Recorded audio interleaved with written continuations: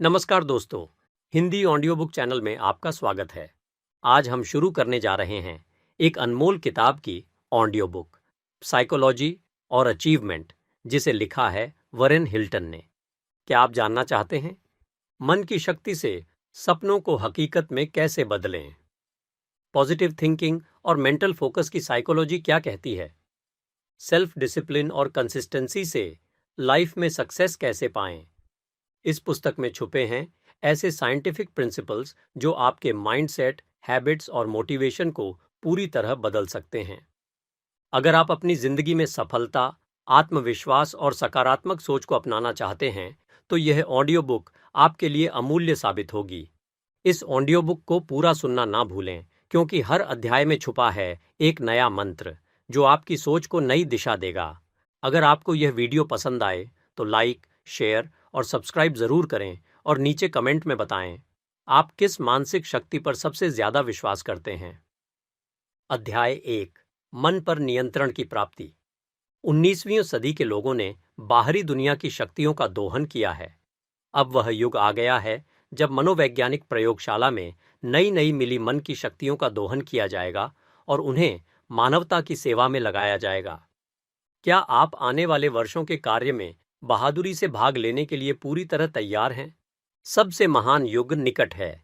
क्या आप इसका आनंद लेने और इसमें भाग लेने के लिए अपनी फिटनेस बढ़ा रहे हैं, या आप बस अपना समय बर्बाद कर रहे हैं? एक सप्ताह तक अपने दैनिक जीवन की घटनाओं पर ध्यान दें। आपके काम करने के तरीके, सोचने की आदतें, मनोरंजन के तरीके। आप पाएंगे कि आपके वर्तमान बेतरतीब कामकाज के तरीकों में भयंकर बर्बादी हो रही है। आपको क्या लगता है कि आप हर साल कितने फुट पाउंड ऊर्जा को व्यर्थ प्रयासों के कबाड़ में फेंक देते हैं? डॉलर और सेंट में इसका आपके लिए क्या मतलब है? सचेत उपयोगिता में, शांति और खुशी में? किसी भी उल्लेखनीय व्यक्तिगत उपलब्धि या किसी भी महान व्यक्तिगत सफलता के लिए व्यक्तिगत मानसिक दक्षता एक अनिवार्य शर्त है। आपकी मानसिक ऊर्जाएं ही वो ताकतें हैं जिनके साथ आपको इस दुनिया में अपनी लड़ाइयां लड़नी चाहिए। क्या आप इन ताकतों को कुशल नियंत्रण और रणनीतिक कौशल के साथ निर्देशित और तैनात करने के लिए तैयार हैं? क्या आप अपने करियर के संकटों में अपनी मानसिक ऊर्जा के सभी भंडार का उपयोग करने के लिए तैयार हैं? व्यक्तिगत मानसिक दक्षता किसी भी उल्लेखनीय व्यक्तिगत उपलब्धि या किसी भी महान व्यक्तिगत सफलता के लिए एक अनिवार्य शर्त है। आपकी मानसिक ऊर्जाएं वे शक्तियां हैं जिनके साथ आपको इस दुनिया में अपनी लड़ाइयां लड़नी चाहिए। क्या आप इन शक्तियों को कुशल नियंत्रण और रणनीतिक कौशल के साथ निर्देशित और तैनात करने के लिए तैयार हैं? क्या आप अपने करियर के संकटों में अपनी मानसिक ऊर्जा के सभी भंडार का उपयोग करने के लिए तैयार हैं? आपके भीतर एक शक्तिशाली और बुद्धिमान शक्ति निवास करती है। इसके अद्भुत संसाधनों को अभी पहचाना जा रहा है। हाल के वैज्ञानिक अनुसंधान ने इंद्रियों की दुनिया और चेतना के क्षेत्र से परे मानव ऊर्जा और संसाधनों के एक विस्तृत और अब तक छिपे हुए क्षेत्र को उजागर किया है। ये मानसिक ऊर्जाएं और संसाधन हैं। ये मन के चरण हैं, 50 साल पहले के मन के नहीं, बल्कि ऐसे मन के जिसके संचालन के बारे में आप अनभिज्ञ हैं और जिसकी अद्भुत चौड़ाई, गहराई और शक्ति को वैज्ञानिक प्रयोगों द्वारा दुनिया के सामने हाल ही में उजागर किया गया है। इस प्रकार अनेक स्वतंत्र तरीकों से हम एक ही विचार पर पहुंचते हैं कि एक सामान्य संरचना ही उन सभी प्रतीत होने वाली विविधताओं के मूल में है जिन्हें हम पदार्थ कहते हैं। इस बुनियादी पाठ्यक्रम में हम आपके समक्ष सरल और स्पष्ट किंतु वैज्ञानिक रूप में यह प्रमाण प्रस्तुत करेंगे कि आपके पास ऐसी मानसिक शक्तियां हैं जिनके बारे में आपने पहले कभी स्वप्न में भी नहीं सोचा होगा, और हम आपको इन नई नई प्राप्त शक्तियों के उपयोग के लिए ऐसे विशिष्ट निर्देश देंगे कि आपका वातावरण चाहे जो भी हो, आपका व्यवसाय चाहे जो भी हो, आपकी महत्वाकांक्षा चाहे जो भी हो, आपको बस हमारे स्पष्ट और सरल निर्देशों का पालन करना है ताकि आप वह काम कर सकें जो आप करना चाहते हैं, वह व्यक्ति बन सकें जो आप बनना चाहते हैं, या वह चीज पा सकें जो आप पाना चाहते हैं। अगर आपके मन में यह विचार है कि आपकी छिपी हुई मानसिक ऊर्जा पर नियंत्रण केवल स्वास्थ्यकर उपायों से ही प्राप्त किया जा सकता है, तो उसे अपने मन से निकाल दीजिए। यह विचार कि आप केवल स्वस्थ जीवन, आउटडोर खेल और शारीरिक व्यायाम के माध्यम से अपनी शक्तियों की पूर्णता तक पहुंच सकते हैं, एक ऐसा विचार है जो बहुत पहले का है। सफलता के लिए अच्छे स्वास्थ्य की आवश्यकता नहीं है। यह सफलता के लिए सकारात्मक प्रभाव भी नहीं है। यह केवल एक नकारात्मक आशीर्वाद है। अच्छे स्वास्थ्य के साथ आप आत्मा को झकझोरने वाले दर्द के उत्पीड़न से मुक्त होकर अपने उच्चतम मानसिक और आध्यात्मिक विकास तक पहुंचने की आशा कर सकते हैं। लेकिन अच्छे स्वास्थ्य के बिना लोग परनासस के शिखर तक पहुंच गए हैं और अपने प्रताड़ित शरीर को अपने पीछे घसीटते हुए ले गए हैं। न ही सफलता के लिए किसी विशेष क्षेत्र में लंबी तैयारी की आवश्यकता होती है। सफल व्यक्ति का पहला पेशा शायद ही कभी वह होता है जिसमें उसे अंतिम सफलता मिलती है। हमारे समय की बदलती परिस्थितियों में किसी व्यक्ति को किसी विशेष व्यापार, व्यवसाय या पेशे के ज्ञान से बेहतर हथियार की आवश्यकता होती है। उसे खुद पर और दूसरों पर उस महारत की आवश्यकता होती है जो प्रयास के सभी क्षेत्रों में सफलता का मूल रहस्य है। आपको पहले ही यह बता देना उचित होगा कि इस बेसिक कोर्स ऑफ रीडिंग में हम केवल उन कारकों की सूची बनाकर संतुष्ट नहीं होंगे जिन्हें आमतौर पर सफलता के लिए आवश्यक माना जाता है। हम कोई नैतिकता नहीं बताएंगे। आपको यहाँ प्राचीन कहावतों का कोई विस्तार नहीं मिलेगा। ईमानदारी सबसे अच्छी नीति है और प्रतिभा मेहनत करने की असीम क्षमता है। दुनिया में उद्योग, मितव्ययिता और दृढ़ता के लिए मात्र उपदेशों का ही बोलबाला है। कुछ हजारों सालों से लोग आलसी आदमी को उपदेश देते आए हैं, मेहनती बनो, और डरपोक आदमी को साहसी बनो। लेकिन ऐसे वाक्यांशों ने कभी भी उस आदमी की समस्या का समाधान नहीं किया है और न ही कभी कर सकते हैं जो खुद को उद्योग और साहस दोनों में कमी महसूस करता है। सेल्समैन को यह बताना आसान है कि उसे अपने संभावित ग्राहक से चतुराई और आत्मविश्वास के साथ संपर्क करना चाहिए, लेकिन चतुराई और आत्मविश्वास ऐसे गुण नहीं हैं जिन्हें रविवार के कोट की तरह ग्रहण करके त्याग दिया जा सके। उद्योग और साहस और चतुराई और आत्मविश्वास पर्याप्त हैं, लेकिन हमें इन चीजों के बारे में क्यों और कैसे पता होना चाहिए। यह उपदेश देना काफी है कि सफलता का रहस्य साहस विश्वास और साहस आत्मविश्वास में पाया जाता है, और इन गुणों को प्राप्त करने का तरीका यह मान लेना है कि आपके पास ये गुण हैं। इस बात से इनकार नहीं किया जा सकता कि पुरुषों और महिलाओं को गरीबी और निराशा के सबसे गहरे दलदल से बचाया गया है और खुशहाल समृद्धि के स्तरों पर पहुंचाया गया है, जिसे विश्वास के रूप में जाना जाता है। लेकिन विश्वास क्या है और विश्वास किसमें और क्यों और कैसे? जाहिर है हम इस या किसी अन्य क्षेत्र में निश्चित और सुनिश्चित परिणाम प्राप्त नहीं कर सकते जब तक हम उन सामग्रियों से काम करते रहेंगे जिन्हें हम नहीं समझते। फिर भी आज सभी लोग यही कर रहे हैं। सत्य के तत्व अस्पष्ट और शौकिया रहस्यवाद में उलझे हुए हैं, और जब हम मात्र उपदेश और नैतिकता से परे जाते हैं तो व्यक्तिगत दक्षता का विषय वादों की अराजकता है। इन महत्वपूर्ण समस्याओं के वास्तविक विश्लेषण के लिए समय आ गया है। तथ्यों और सिद्धांतों तथा आचरण के नियमों की स्पष्ट और व्यावहारिक व्याख्या के साथ एक गंभीर और वैज्ञानिक विश्लेषण।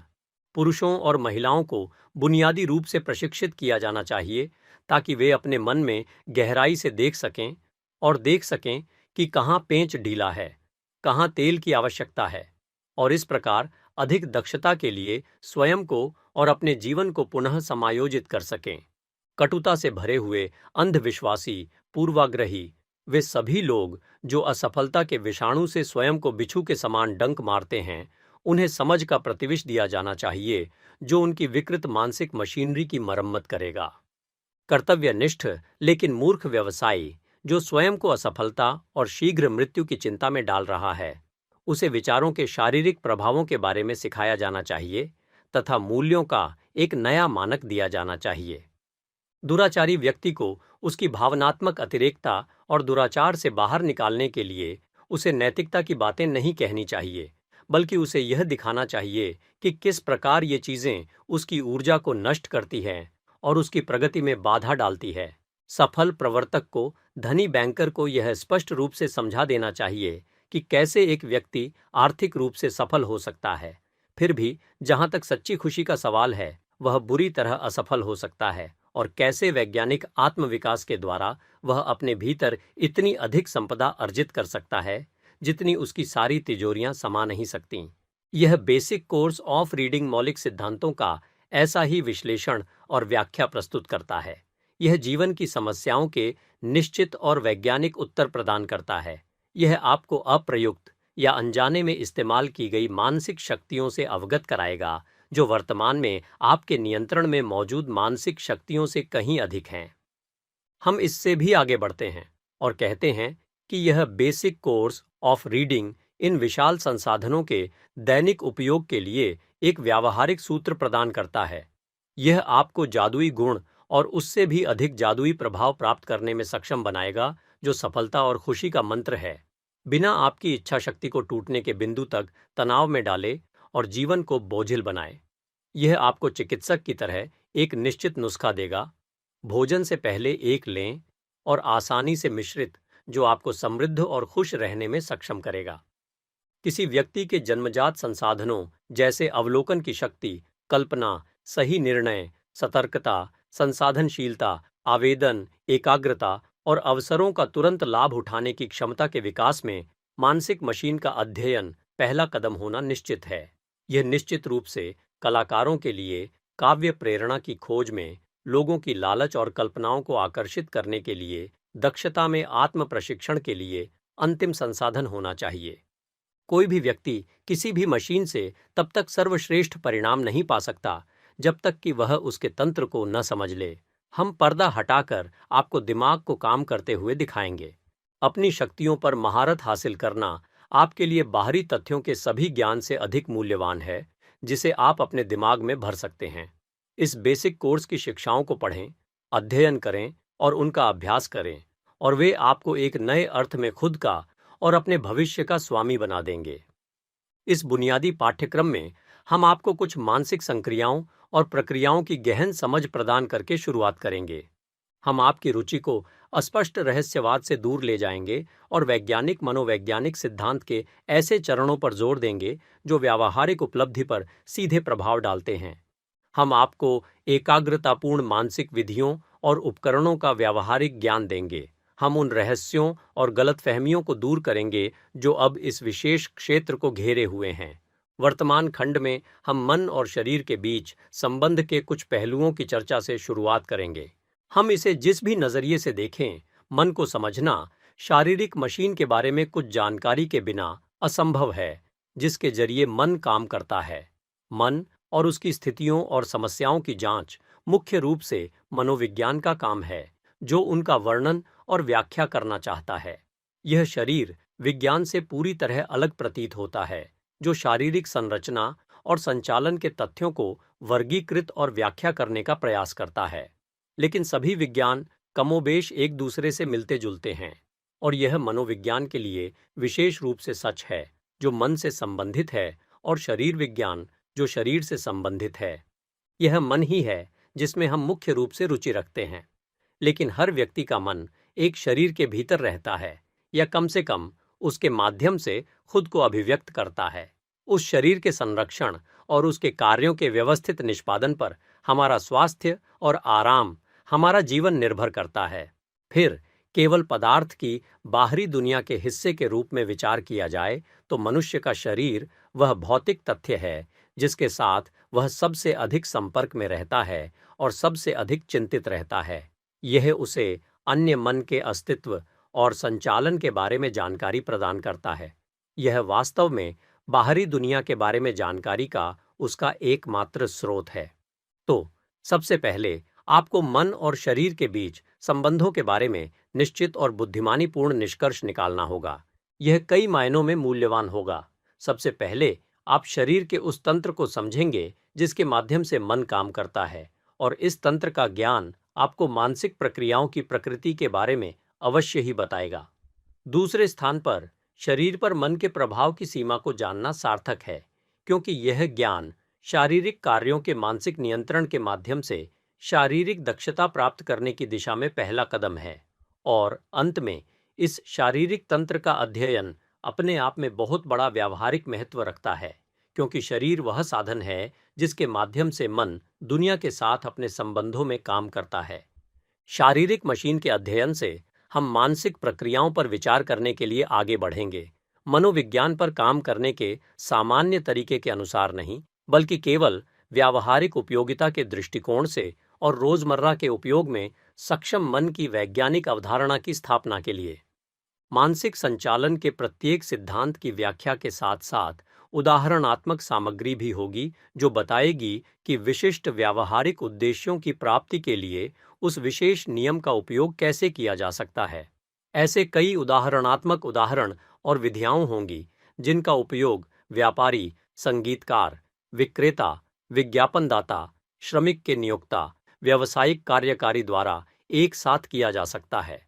इस प्रकार यह बुनियादी पठन पाठ्यक्रम एक सुदृढ़ और व्यापक आधार तैयार करेगा। पहला, उन विधियों और युक्तियों को समझने के लिए जिनके द्वारा कोई भी व्यक्ति अपनी मानसिक ऊर्जाओं पर पूर्ण नियंत्रण और निर्देशन प्राप्त कर सकता है तथा अपने संसाधनों को अंतिम सीमा तक विकसित कर सकता है। दूसरा, किसी विशिष्ट व्यावसायिक कार्य में सफलता के लिए मनोवैज्ञानिक विधियों को समझने के लिए जिसमें उसकी विशेष रुचि हो। और तीसरा, कार्यालय, स्टोर और कारखाने की औद्योगिक समस्याओं में मनोवैज्ञानिक ज्ञान को लागू करने की विधियों को समझने के लिए। इनमें से पहला, यानी मूल क्षमता के अनुरूप किसी भी लक्ष्य की प्राप्ति के लिए तरीकों की शिक्षा, इस बुनियादी पाठ्यक्रम के हिस्से के रूप में आगे बढ़ेगी। दूसरा और तीसरा, यानी विशेष वाणिज्यिक और औद्योगिक विषयों का अध्ययन, इस बुनियादी पाठ्यक्रम के पूरक विशेष पाठ्यक्रमों का विषय बनाया गया है और जिसके लिए यह केवल एक परिचय के रूप में काम कर सकता है। इस अध्याय में प्रस्तुत तथ्यों से हमारा मन जिस निष्कर्ष पर पहुंचने के लिए मजबूर है वह न तो संदिग्ध है और न ही उसे बताना कठिन है। पदार्थ को अब किसी भी ऐसे माध्यम से अस्तित्व में नहीं लाया जा रहा है जिसे हम प्राकृतिक कहते हैं। और फिर भी रेडियोधर्मिता के तथ्य पदार्थ की अतीत की अनंतता को बहुत सकारात्मक रूप से मना करते हैं। इसलिए निष्कर्ष तर्कसंगत है। पदार्थ की उत्पत्ति अतीत में किसी समय ऐसे तरीकों या साधनों से हुई होगी जो वास्तविक सृजन के समतुल्य हैं। इस बेसिक कोर्स ऑफ रीडिंग में हम आपको बताएंगे कि आप किस तरह से संपूर्ण व्यक्तिगत दक्षता हासिल कर सकते हैं। और सबसे उल्लेखनीय बात यह है कि हम आपको बताएंगे कि आप इसे हासिल करने के लिए बिना किसी प्रयास, इच्छा शक्ति पर दबाव डाले, व्यर्थ की इच्छाओं और इच्छाओं से जूझते हुए कैसे हासिल कर सकते हैं, जो कि खुद अकुशलता का सार है। बेसिक कोर्स में बताए गए तथ्य और सिद्धांत नए, अद्भुत और प्रेरणादायक हैं। इन्हें विश्वव्यापी और विस्तृत वैज्ञानिक शोध और प्रयोग द्वारा स्थापित और प्रमाणित किया गया है। आप कॉलेज ग्रेजुएट हो सकते हैं, आपको मनोविज्ञान में कॉलेज कोर्स का लाभ मिला होगा, लेकिन आपको मानसिक संचालन के अपने ज्ञान के व्यावहारिक अनुप्रयोग में शायद कोई निर्देश नहीं मिला होगा। जहां तक हमें पता है, दुनिया में ऐसे बहुत कम विश्वविद्यालय हैं जो अपने पाठ्यक्रम में अनुप्रयुक्त मनोविज्ञान का कोर्स शामिल करते हैं। इसलिए औसत कॉलेज के व्यक्ति के लिए यह बेसिक कोर्स ऑफ रीडिंग एक स्नातकोत्तर पाठ्यक्रम की प्रकृति का होगा, जो उसे सिखाएगा कि कॉलेज में सीखे गए मनोविज्ञान का व्यावहारिक उपयोग कैसे किया जाए और इसके अलावा उसे कुछ साल पहले के कॉलेज मनोविज्ञान के लिए अज्ञात मन के बारे में तथ्य भी बताए जाएंगे। इन पुस्तकों में आप सामान्य मानव मन की गहराई से पड़ताल करेंगे। आप रोग में इसकी अभिव्यक्ति का विचित्र और विकृत रूप भी देखेंगे।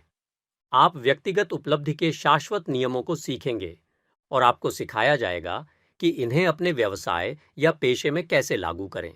बेसिक कोर्स की शिक्षाओं को अच्छी तरह से समझने और उन्हें व्यवहार में लाने के लिए आपको सावधानीपूर्वक अध्ययन और चिंतन की आवश्यकता है। इसके लिए लगातार आवेदन की आवश्यकता है। आगे के पन्नों को ब्राउज करने का प्रयास न करें, वे आपके द्वारा दिए गए समय के लायक हैं। मन एक जटिल तंत्र है। प्रत्येक तत्व अकेले ही जीवन भर के अध्ययन के लिए उपयुक्त विषय है। भागों के अध्ययन में समग्रता को नजरअंदाज न करें। सभी पुस्तकें एक केंद्रीय विषय पर आधारित हैं। वे आपको कदम दर कदम आगे ले जाएंगी। धीरे धीरे दुनिया के साथ अपने संबंधों की आपकी धारणा बदल जाएगी। शक्ति का एक नया एहसास आपको होगा। आप सीखेंगे कि आप एक नए अर्थ में अपने भाग्य के स्वामी हैं। आप पाएंगे कि ये पुस्तकें एक फूल की पंखुड़ियों की तरह एक एक करके खुलती जाती हैं, जब तक कि एक महान और महत्वपूर्ण सत्य पूरी तरह से सुंदरता में प्रकट नहीं हो जाता। पाठ्यक्रम से पूरा लाभ उठाने के लिए यह आवश्यक है कि आप प्रत्येक वाक्य को समझने के अलावा और भी बहुत कुछ करें। आपको अंतर्निहित विचारधारा को समझना होगा। आपको तर्क की निरंतरता को समझना होगा। इसलिए यह आवश्यक है कि आप प्रतिदिन सीमित मात्रा में पढ़ें तथा जो पढ़ा है उस पर मनन करने के लिए पर्याप्त समय निकालें। अगर कोई किताब आपको पहली बार में पूरी तरह से समझ में नहीं आती है तो उसे दोबारा पढ़ें। दृढ़ता से पढ़ने से कोई भी व्यक्ति हमारी शिक्षाओं की पूरी समझ और हमारे तरीकों पर गहरी महारत हासिल कर सकेगा। HindiAudiobook.com। नमस्कार और स्वागत है। आप सुन रहे हैं हिंदी ऑडियो बुक, जहां शब्द आपके जीवन की दिशा बदलते हैं। आज हम सुनने जा रहे हैं वॉरेन हिल्टन की कालजयी पुस्तक साइकोलॉजी एंड अचीवमेंट का दूसरा अध्याय, सफलता उपलब्धि के 2 नियम। क्या आपने कभी सोचा है कि मन और शरीर के बीच का संबंध आपकी हर उपलब्धि का आधार है? यह अध्याय बताएगा कैसे आपका मन निर्देशक है और शरीर उसका यंत्र। सफलता के वे 2 नियम जिन्हें समझकर आप अपनी क्षमताओं पर संपूर्ण नियंत्रण पा सकते हैं, और क्यों मन को स्वतंत्र शक्ति मानना ही आपकी प्रगति की पहली शर्त है। तो ध्यान से सुनिए, क्योंकि ये शब्द आपकी आत्मशक्ति को जागृत करने वाले हैं। चलिए शुरू करते हैं। अध्याय 2, सफलता उपलब्धि के 2 नियम। एक कार्यकारी इकाई के रूप में आप एक प्रकार के एकल व्यक्ति व्यवसाय निगम हैं जो 2 विभागों, मानसिक और शारीरिक, से मिलकर बना है। आपका मन इस निजी निगम का कार्यकारी कार्यालय है, इसका निर्देशक प्रमुख। आपका शरीर निगम का संयंत्र है। आंखें और कान, दृष्टि और गंध और स्पर्श, हाथ और पैर, ये उपकरण हैं। हमने आपको यह सिखाने का बीड़ा उठाया है कि आप अपनी शक्तियों पर पूर्ण नियंत्रण कैसे प्राप्त करें तथा अपने जीवन की व्यावहारिक समस्याओं का इस प्रकार समाधान कैसे करें कि सफलता शीघ्र और निश्चित हो। सबसे पहले यह आवश्यक है कि आप 2 सुस्थापित और मौलिक नियमों को स्वीकार करें और उन पर विश्वास करें। पहली, सभी मानवीय उपलब्धियां शारीरिक क्रियाकलापों के माध्यम से प्राप्त होती हैं। दूसरी, समस्त शारीरिक गतिविधियां मन द्वारा उत्पन्न, नियंत्रित और निर्देशित होती हैं। इनमें से पहले प्रस्ताव पर एक पल के लिए विचार करें। आप किसी भी प्रकार की उपलब्धि की कल्पना नहीं कर सकते जो किसी प्रकार की शारीरिक गतिविधि का परिणाम न हो। कोई कहेगा कि कविता, कला, दर्शन, धर्म की उत्कृष्ट कृतियां जीवन के भौतिक पक्ष से सबसे दूर मानवीय प्रयास की उपज है। फिर भी ये भी उन लोगों के दिमाग में जन्म से ही नष्ट हो जाती जिन्होंने उन्हें कल्पना की थी, अगर उन्हें किसी प्रकार की शारीरिक गतिविधि के माध्यम से संचरण और अभिव्यक्ति नहीं मिली होती। इसलिए आप इस बात से सहमत होंगे कि इनमें से पहला प्रस्ताव इतना स्वस्पष्ट, इतना स्वयं सिद्ध है कि न तो इसके लिए औपचारिक प्रमाण की आवश्यकता है और न ही इसे स्वीकार करना है। दूसरा प्रस्ताव इतनी आसानी से नहीं निपटाया जा सकता। वास्तव में कुछ लोगों द्वारा इसे स्वीकार करना इतना कठिन है कि हमें इसकी पूर्ण वैधता को बहुत स्पष्ट करना होगा। इसके अलावा इसकी व्याख्या से कई ऐसे तथ्य सामने आएंगे जो आपको मन और उसके दायरे और प्रभाव के बारे में एक बिल्कुल नई अवधारणा देंगे।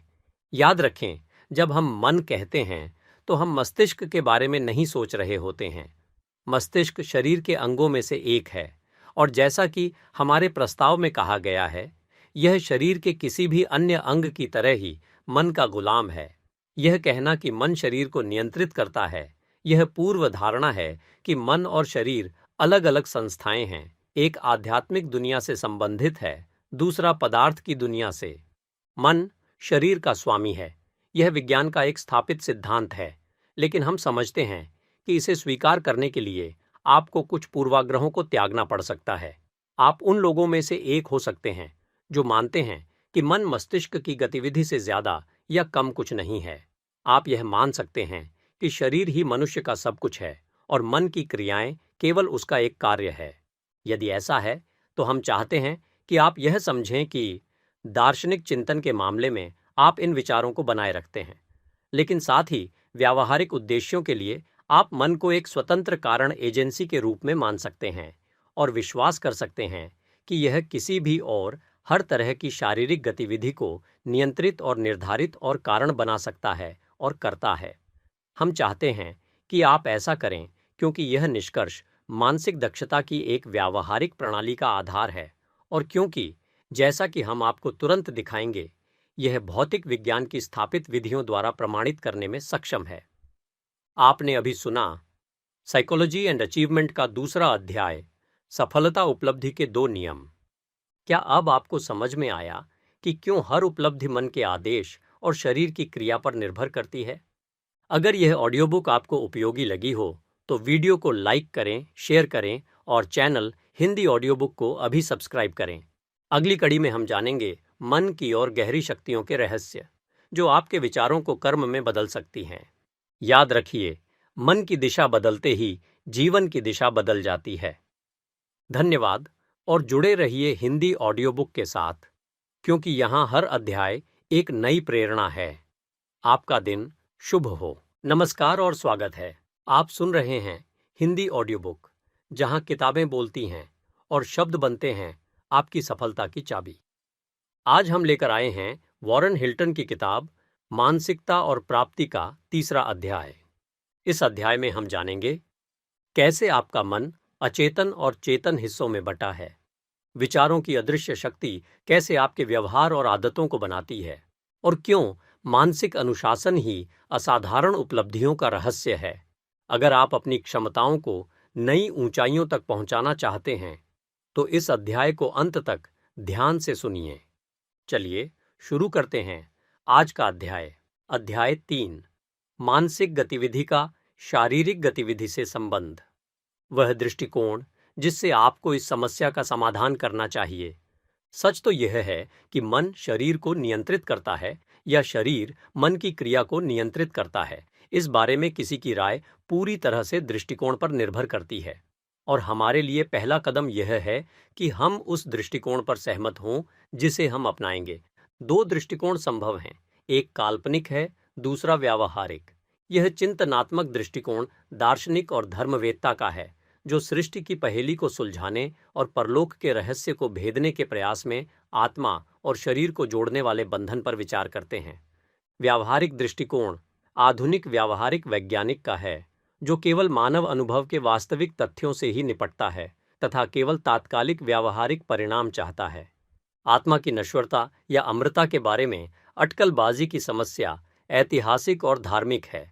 व्यावहारिक समस्या वैज्ञानिक है, जो यह जानना चाहती है कि मानसिक शक्तियां क्या हैं और उनका सबसे प्रभावी ढंग से उपयोग कैसे किया जा सकता है। यहाँ इन दोनों समस्याओं के ऐतिहासिक विकास का पता लगाने या धार्मिक या दार्शनिक प्रश्नों पर चर्चा करने की कोई विशेष आवश्यकता नहीं है। मन और शरीर के साथ उसके संबंध में हमारी तात्कालिक रुचि इसलिए नहीं है कि हम मृत्यु के बाद अपनी आत्मा की मुक्ति के बारे में आश्वस्त होना चाहते हैं। हम शारीरिक कार्यों पर मानसिक नियंत्रण की वास्तविकता, निश्चितता और चरित्र के बारे में जितना संभव हो सके उतना जानना चाहते हैं, क्योंकि हम इस जीवन में यहीं और अभी ऐसे ज्ञान का व्यावहारिक उपयोग कर सकते हैं। व्यावहारिक वैज्ञानिक का एक ओर अध्यात्मवादियों, आत्मा विश्वासियों या दूसरी ओर भौतिकवादियों से कोई लेना देना नहीं है। जहां तक आत्मा की नश्वरता का सवाल है, वह या तो अध्यात्मवादी हो सकता है या भौतिकवादी, लेकिन अध्यात्मवाद या भौतिकवाद उसके लिए सिर्फ एक बौद्धिक शगल है। यह उसका पेशा नहीं है। अपने वास्तविक काम में वह सिर्फ व्यावहारिक परिणाम चाहता है और इसलिए खुद को पूरी तरह से मानवीय अनुभव के वास्तविक तथ्यों तक सीमित रखता है।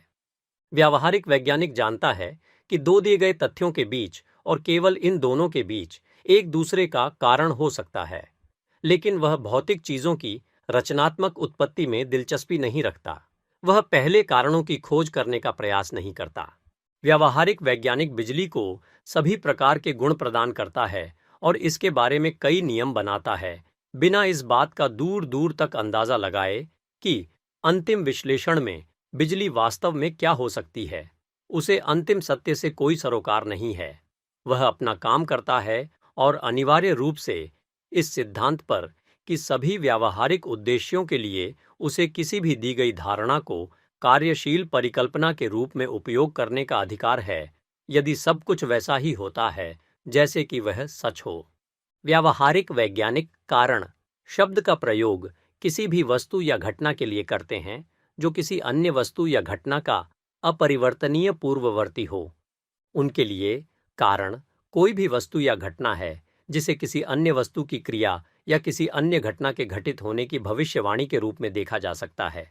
उनके अनुसार मुद्दा बस इतना है कि क्या यह वस्तु या यह घटना किसी भी तरह से उस वस्तु या घटना को प्रभावित करती है या उसके व्यवहार को निर्धारित करती है। कारण और पहला कारण। चाहे आप कहीं भी देखें, आप पाएंगे कि प्रकृति में हर तथ्य दृष्टिकोण के अनुसार सापेक्ष रूप से कारण और प्रभाव है। इस प्रकार यदि रेल इंजन कारों की एक ट्रेन में पीछे की ओर जाता है तो यह पहली कार को एक निश्चित मात्रा में गति संचारित करता है। यह प्रदान की गई गति फिर से अगली कार को दी जाती है और इसी तरह पहली कार की गति एक ओर इंजन के प्रभाव का प्रभाव है और दूसरी ओर दूसरी कार की गति का कारण है। और सामान्य तौर पर पहली कार में जो प्रभाव है वह दूसरी के संबंध में देखने पर कारण बन जाता है और दूसरी में जो प्रभाव है वह तीसरी के संबंध में कारण बन जाता है। इसलिए भौतिकवादी भी इस बात से सहमत होंगे कि प्रकृति में तथ्यों की किसी भी श्रृंखला से निपटने में कारण और प्रभाव सापेक्ष शब्द हैं। एक व्यक्ति या तो अध्यात्मवादी हो सकता है जो यह मानता है कि मन परम आत्मा की अभिव्यक्ति है, या वह भौतिकवादी हो सकता है और दोनों ही मामलों में वह एक ही समय में और पूर्ण स्थिरता के साथ एक व्यावहारिक वैज्ञानिक के रूप में यह विश्वास कर सकता है कि मन एक कारण है और शारीरिक क्रिया इसका प्रभाव है। स्वाभाविक रूप से यह दृष्टिकोण अध्यात्मवादी के लिए कोई कठिनाई नहीं पैदा करता। वह पहले से ही मन या आत्मा को हर चीज का मूल कारण मानता है।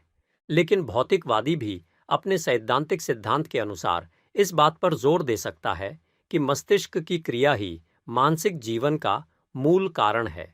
फिर भी यदि तथ्य यह दर्शाते हैं कि कुछ विचारों के बाद निश्चित रूप से कुछ शारीरिक क्रियाएं होती हैं, तो भौतिकवादी अपने सिद्धांतों पर कोई प्रतिकूल प्रभाव डाले बिना इन विचारों को तात्कालिक कारण मानने के महान व्यावहारिक मूल्य से सहमत हो सकता है, चाहे सृष्टि का इतिहास कुछ भी रहा हो, चाहे आपका भौतिकवाद या धार्मिक विश्वास कुछ भी हो।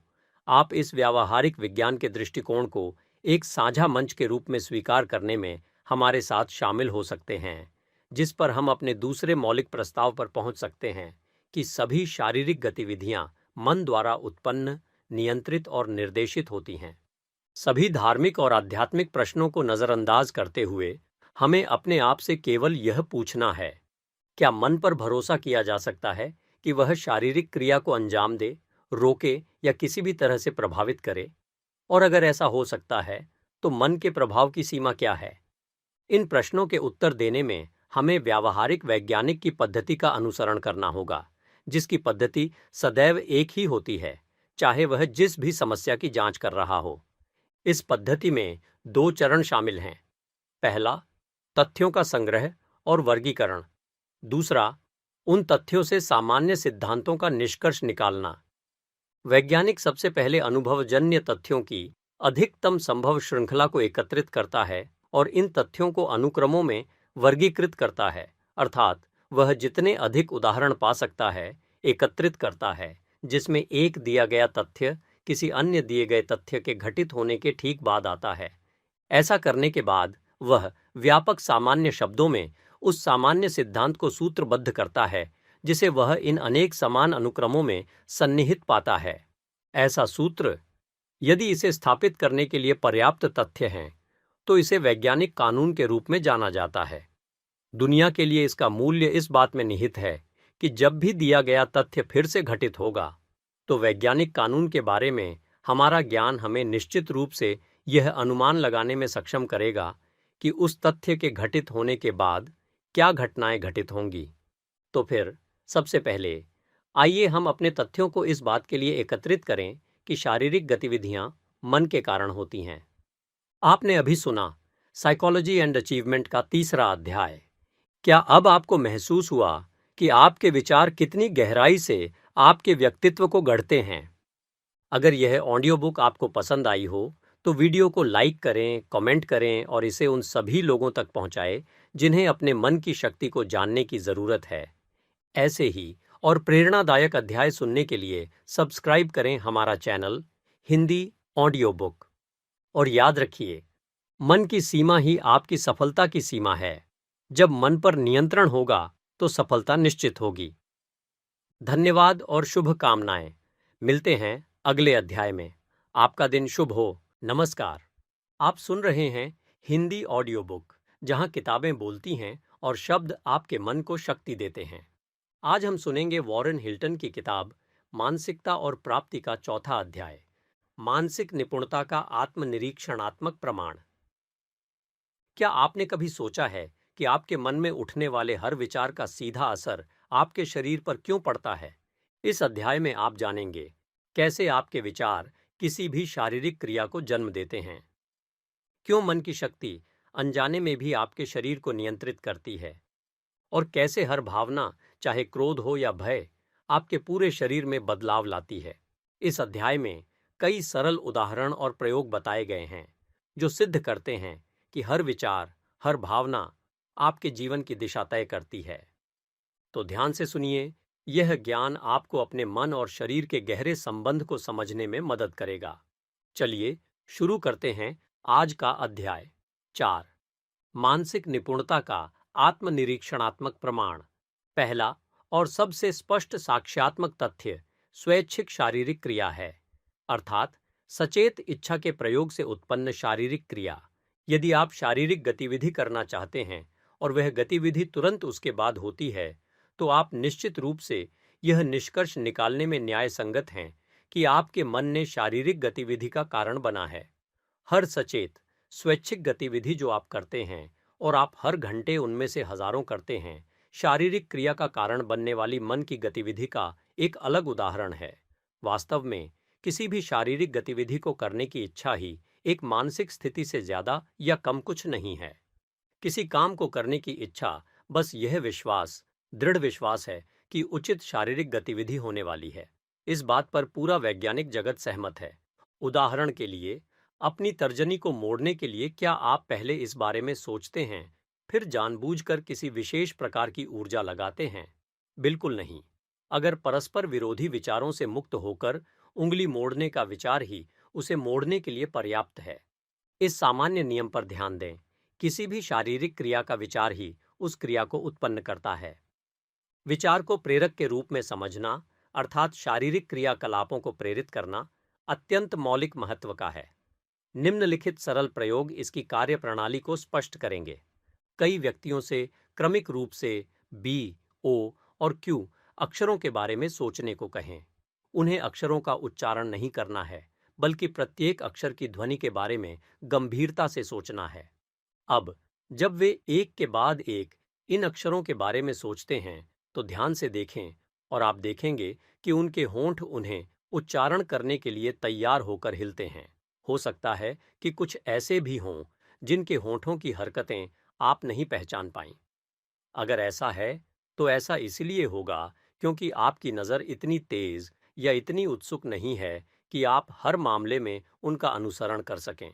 किसी मित्र से अपनी आंखों पर पट्टी बांधने को कहें और फिर अपने हाथों को आपके कंधों पर रखकर आपके पीछे खड़े हो जाएं। इस स्थिति में रहते हुए उसे घर के दूसरे हिस्से में किसी वस्तु पर अपना ध्यान केंद्रित करने के लिए कहें। अपने आप को उसके हाथों या भुजाओं के हल्के दबाव के आगे झुकाएं और आप जल्द ही उस वस्तु पर पहुंच जाएंगे जिसके बारे में वह सोच रहा था। यदि वह विचार की प्रेरक ऊर्जा से अपरिचित है, तो वह परिणाम को मन पढ़ने के लिए चार्ज करेगा। इसी नियम को एक जानी पहचानी बात से भी समझा जा सकता है। किसी मित्र से सर्पिल शब्द को परिभाषित करने के लिए कहें। उसे शब्दों में इसका अर्थ व्यक्त करना मुश्किल लगेगा, और 10 में से 9 व्यक्ति उपयुक्त शब्दों की तलाश करते हुए अनजाने में तर्जनी से हवा में सर्पिल का वर्णन करेंगे। अपने सामने एक लॉकेट घुमाएं, चेन के सिरे को दोनों हाथों से पकड़ें। आप जल्द ही देखेंगे कि यह आपके विचारों के साथ तालमेल बिठाकर झूलेगा। अगर आप एक वृत्त के बारे में सोचते हैं, तो यह एक वृत्त में ही घूमेगा। अगर आप एक पेंडुलम की गति के बारे में सोचते हैं, तो लॉकेट आगे पीछे झूलेगा। ये प्रयोग न केवल विचार की प्रेरक ऊर्जा और शारीरिक क्रिया को प्रेरित करने की उसकी शक्ति को दर्शाते हैं, बल्कि वे यह भी संकेत देते हैं कि मानसिक क्रिया के शारीरिक प्रभाव केवल सचेतन और स्वैच्छिक शारीरिक गतिविधियों तक ही सीमित नहीं हैं। सच तो यह है कि हर मानसिक स्थिति, चाहे आप इसे इच्छा शक्ति से जुड़ा कार्य माने या नहीं, किसी न किसी तरह के शारीरिक प्रभाव के बाद होती है, और हर शारीरिक क्रिया से पहले किसी न किसी तरह की मानसिक गतिविधि होती है। व्यावहारिक विज्ञान के दृष्टिकोण से हर विचार अपने विशेष शारीरिक प्रभावों का कारण बनता है। यह बात सरल संवेदनाओं के लिए सत्य है। यह आवेगों, विचारों और भावनाओं के लिए सत्य है। यह सुख और दुख के लिए सत्य है। यह सचेत मानसिक गतिविधि के लिए सत्य है। यह अचेतन मानसिक गतिविधि के लिए सत्य है। यह मानसिक जीवन की पूरी श्रृंखला के लिए सत्य है। चूंकि शारीरिक प्रभाव उत्पन्न करने वाली मानसिक स्थितियां उन मानसिक स्थितियों तक सीमित नहीं होती हैं जिनमें इच्छा शक्ति का सचेतन प्रयोग होता है, इसलिए यह निष्कर्ष निकलता है कि मानसिक क्रिया द्वारा उत्पन्न शारीरिक प्रभाव ऐच्छिक मांसपेशियों के रूप में जानी जाने वाली गतिविधियों तक सीमित नहीं होते हैं। इसके विपरीत वे सभी तथाकथित अनैच्छिक मांसपेशियों और हर तरह की शारीरिक संरचना में परिवर्तन और हलचल को शामिल करते हैं। वे शारीरिक जीव के हर हिस्से में परिवर्तन और हलचल को शामिल करते हैं। हृदय, फेफड़े, पेट, यकृत और अन्य आंतरिक अंगों की क्रिया में परिवर्तन से लेकर ग्रंथियों के स्राव और सबसे छोटी रक्त वाहिकाओं की क्षमता में परिवर्तन तक। कुछ ऐसे उदाहरण जो हर किसी के आत्मनिरीक्षण अनुभव से परिचित हैं, शरीर पर मन के नियंत्रण के दायरे को स्पष्ट करेंगे। भावना हमेशा कई और तीव्र शारीरिक प्रभाव पैदा करती है।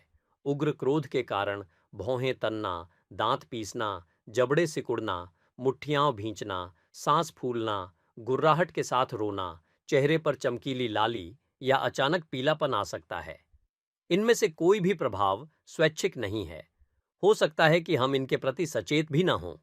भय के कारण हृदय की धड़कनें तेज हो सकती हैं, चेहरे पर मृत्यु जैसा पीलापन आ सकता है, होठों में हाँफने जैसी हरकत हो सकती है, आंखों की पुतलियों का खुलना या बाहर निकल आना, शरीर में अचानक अकड़न आ सकती है, मानो वह उसी स्थान पर जड़ गया हो।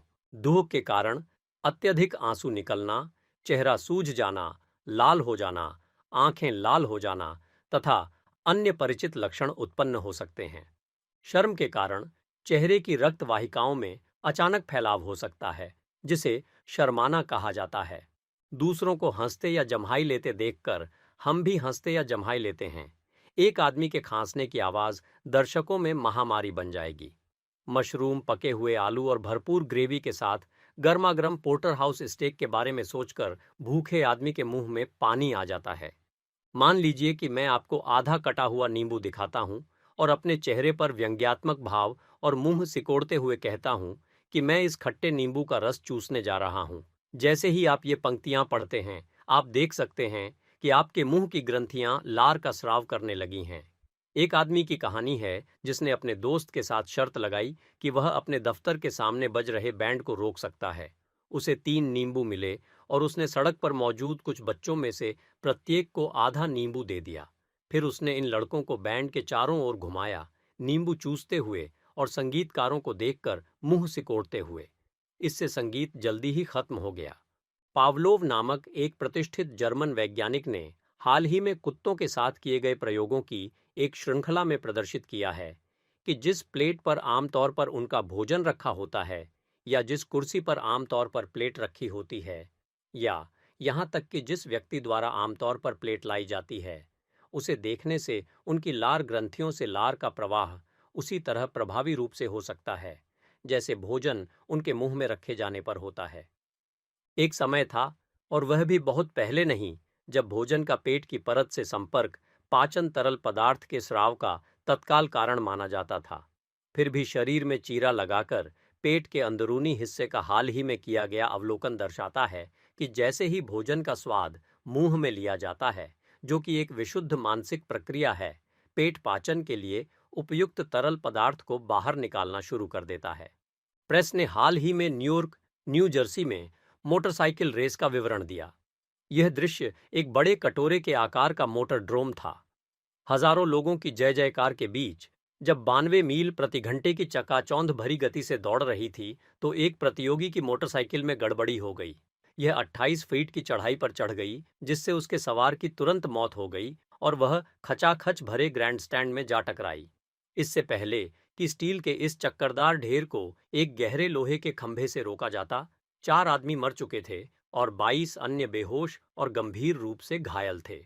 फिर मौत का मुड़ा हुआ इंजन खंभे से टकराया और ट्रैक के तश्तरीनुमा किनारे से लुढ़क गया। वृत्ताकार पथ के चारों ओर उसकी गति उसके दुर्भाग्यपूर्ण प्रतिद्वंद्वी से थोड़ी ही कम थी। त्रासदी के बारे में कुछ भी नहीं जानते हुए, भीड़ से चेतावनी की चीखों के बारे में कुछ भी नहीं सुनते हुए, एक और रेसर आया। भयभीत भीड़ ने दूसरी त्रासदी के आने को देखा। भीड़ से जो आवाज आ रही थी वह एक धीमी कराह थी, एक आह, नपुंसक, अचेतन प्रार्थना, जो हजारों लोगों की दया के लिए थी, जो नहीं आ सकती थी। दूसरी मोटरसाइकिल मलबे से टकराई, हवा में उछली और उसके सवार का शरीर हैंडल बार से 50 फीट ऊपर उछल गया और बेहोश होकर ट्रैक के नीचे गिर गया।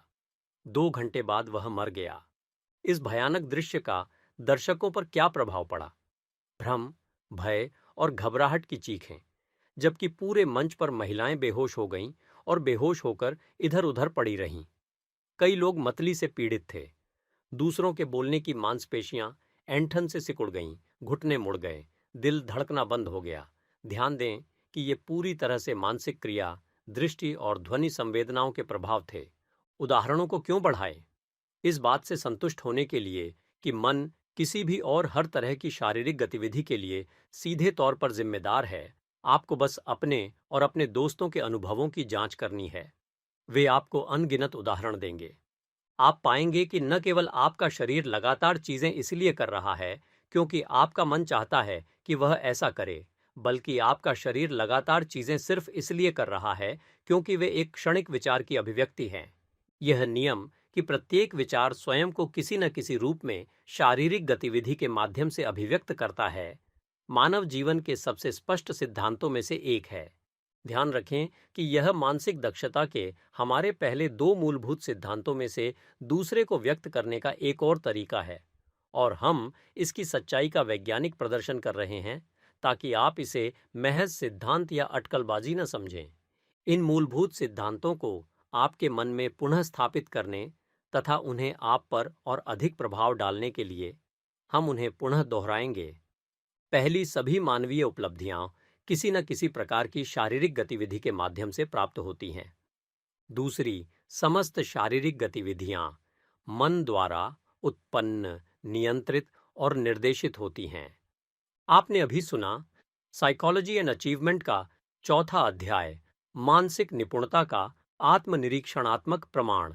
क्या अब आपको महसूस हो रहा है कि आपके विचार कितनी गहराई से आपके शरीर और व्यवहार को प्रभावित करते हैं? अगर यह ऑडियो बुक आपको प्रेरक और ज्ञानवर्धक लगी हो तो वीडियो को लाइक करें, कमेंट करें और इसे अपने दोस्तों के साथ शेयर करें। ऐसे ही और मनोविज्ञान, सफलता और आत्मविकास की किताबें सुनने के लिए सब्सक्राइब करें हमारा चैनल हिंदी ऑडियो बुक। और याद रखिए, हर विचार एक क्रिया की शुरुआत है। जब मन का नियंत्रण आपके पास होता है, तब जीवन में कुछ भी असंभव नहीं रह जाता।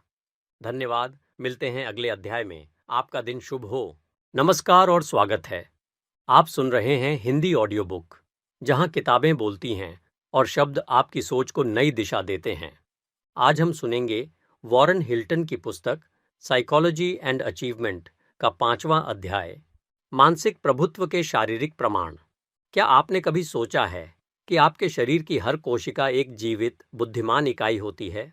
इस अध्याय में आप जानेंगे कैसे हर कोशिका अपने अपने काम को पूरी समझदारी और जिम्मेदारी से करती है, कैसे आपकी सोच और चेतन मन पूरे शरीर को नियंत्रित और प्रभावित करते हैं, और किस तरह हमारा अवचेतन मन, सबकॉन्शियस माइंड, हमारी आंतरिक क्रियाओं का संचालन करता है।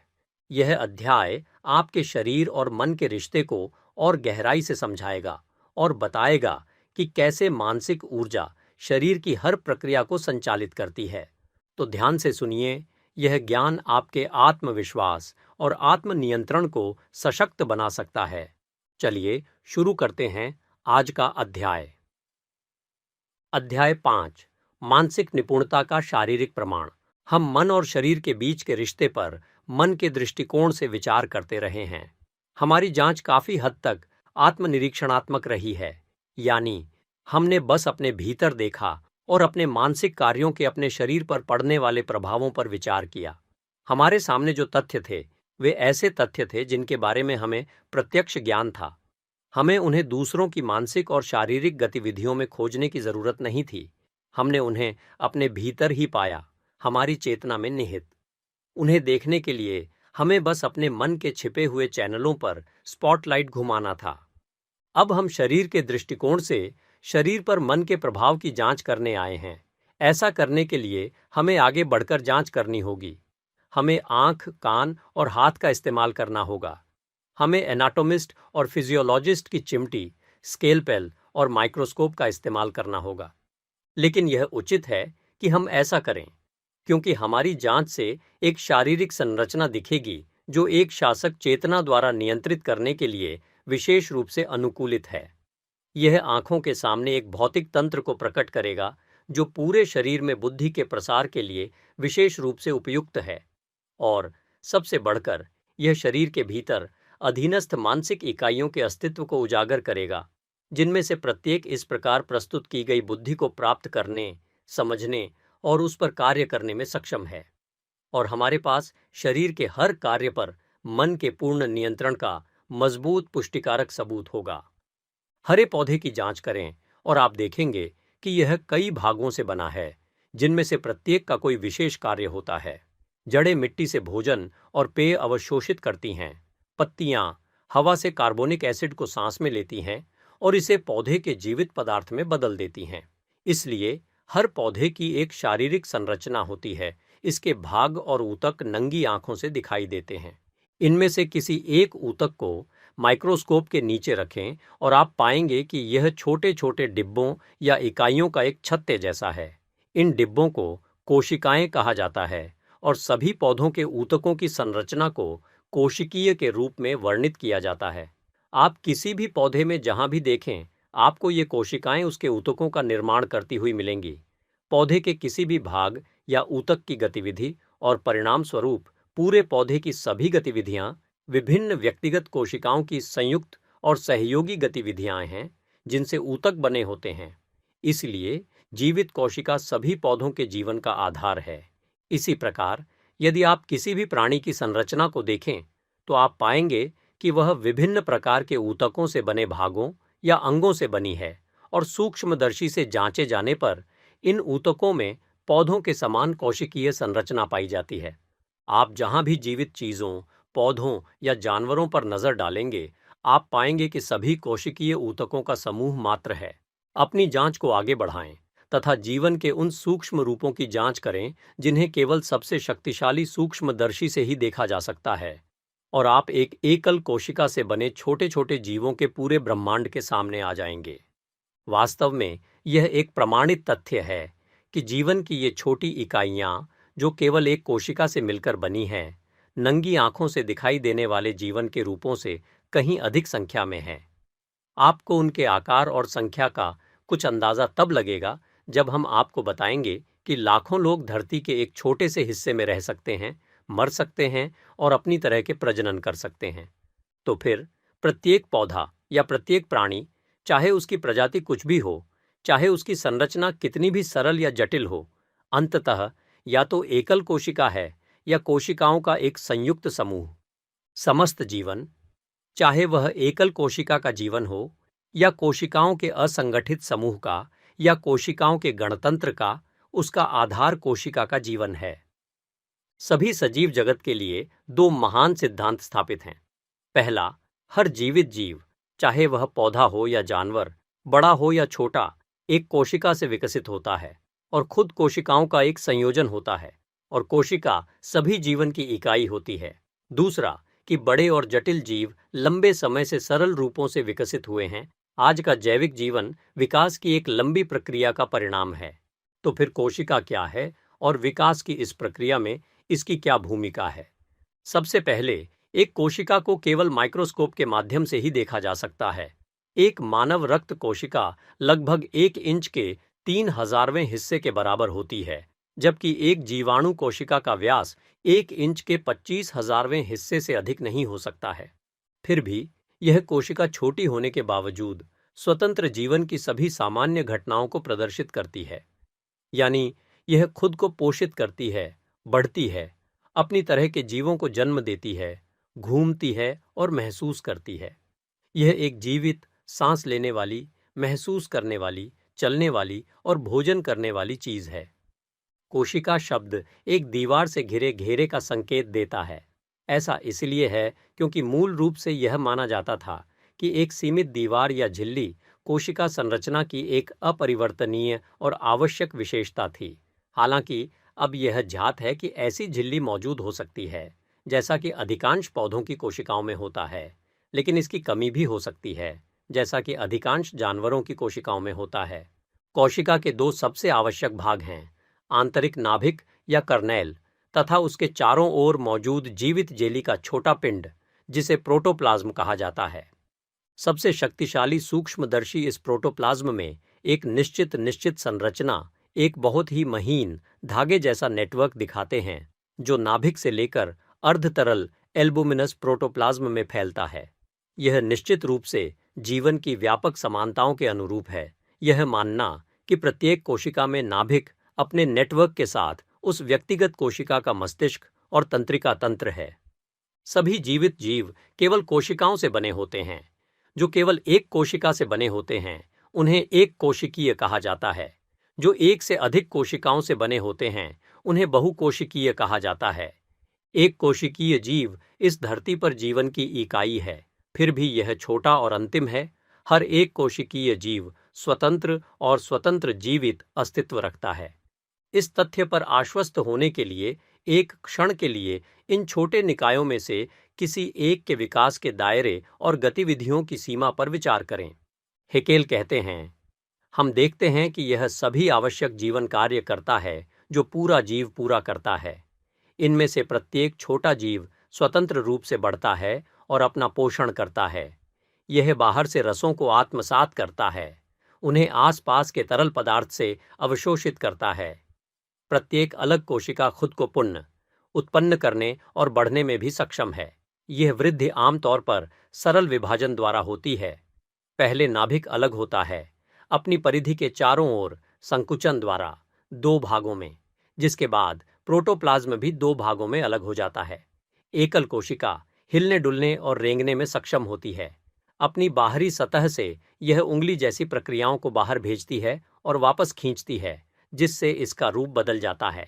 अंत में युवा कोशिका में भावना होती है और यह कमोबेश संवेदनशील होती है। यह रासायनिक और यांत्रिक उत्तेजक पदार्थों के अनुप्रयोग पर कुछ निश्चित हरकतें करती है। एक जीवित कोशिका भोजन की तलाश में इधर उधर घूमती रहती है। जब भोजन मिल जाता है तो वह प्रोटोप्लाज्म के ढेर में लिपट जाता है, पच जाता है और आत्मसात हो जाता है।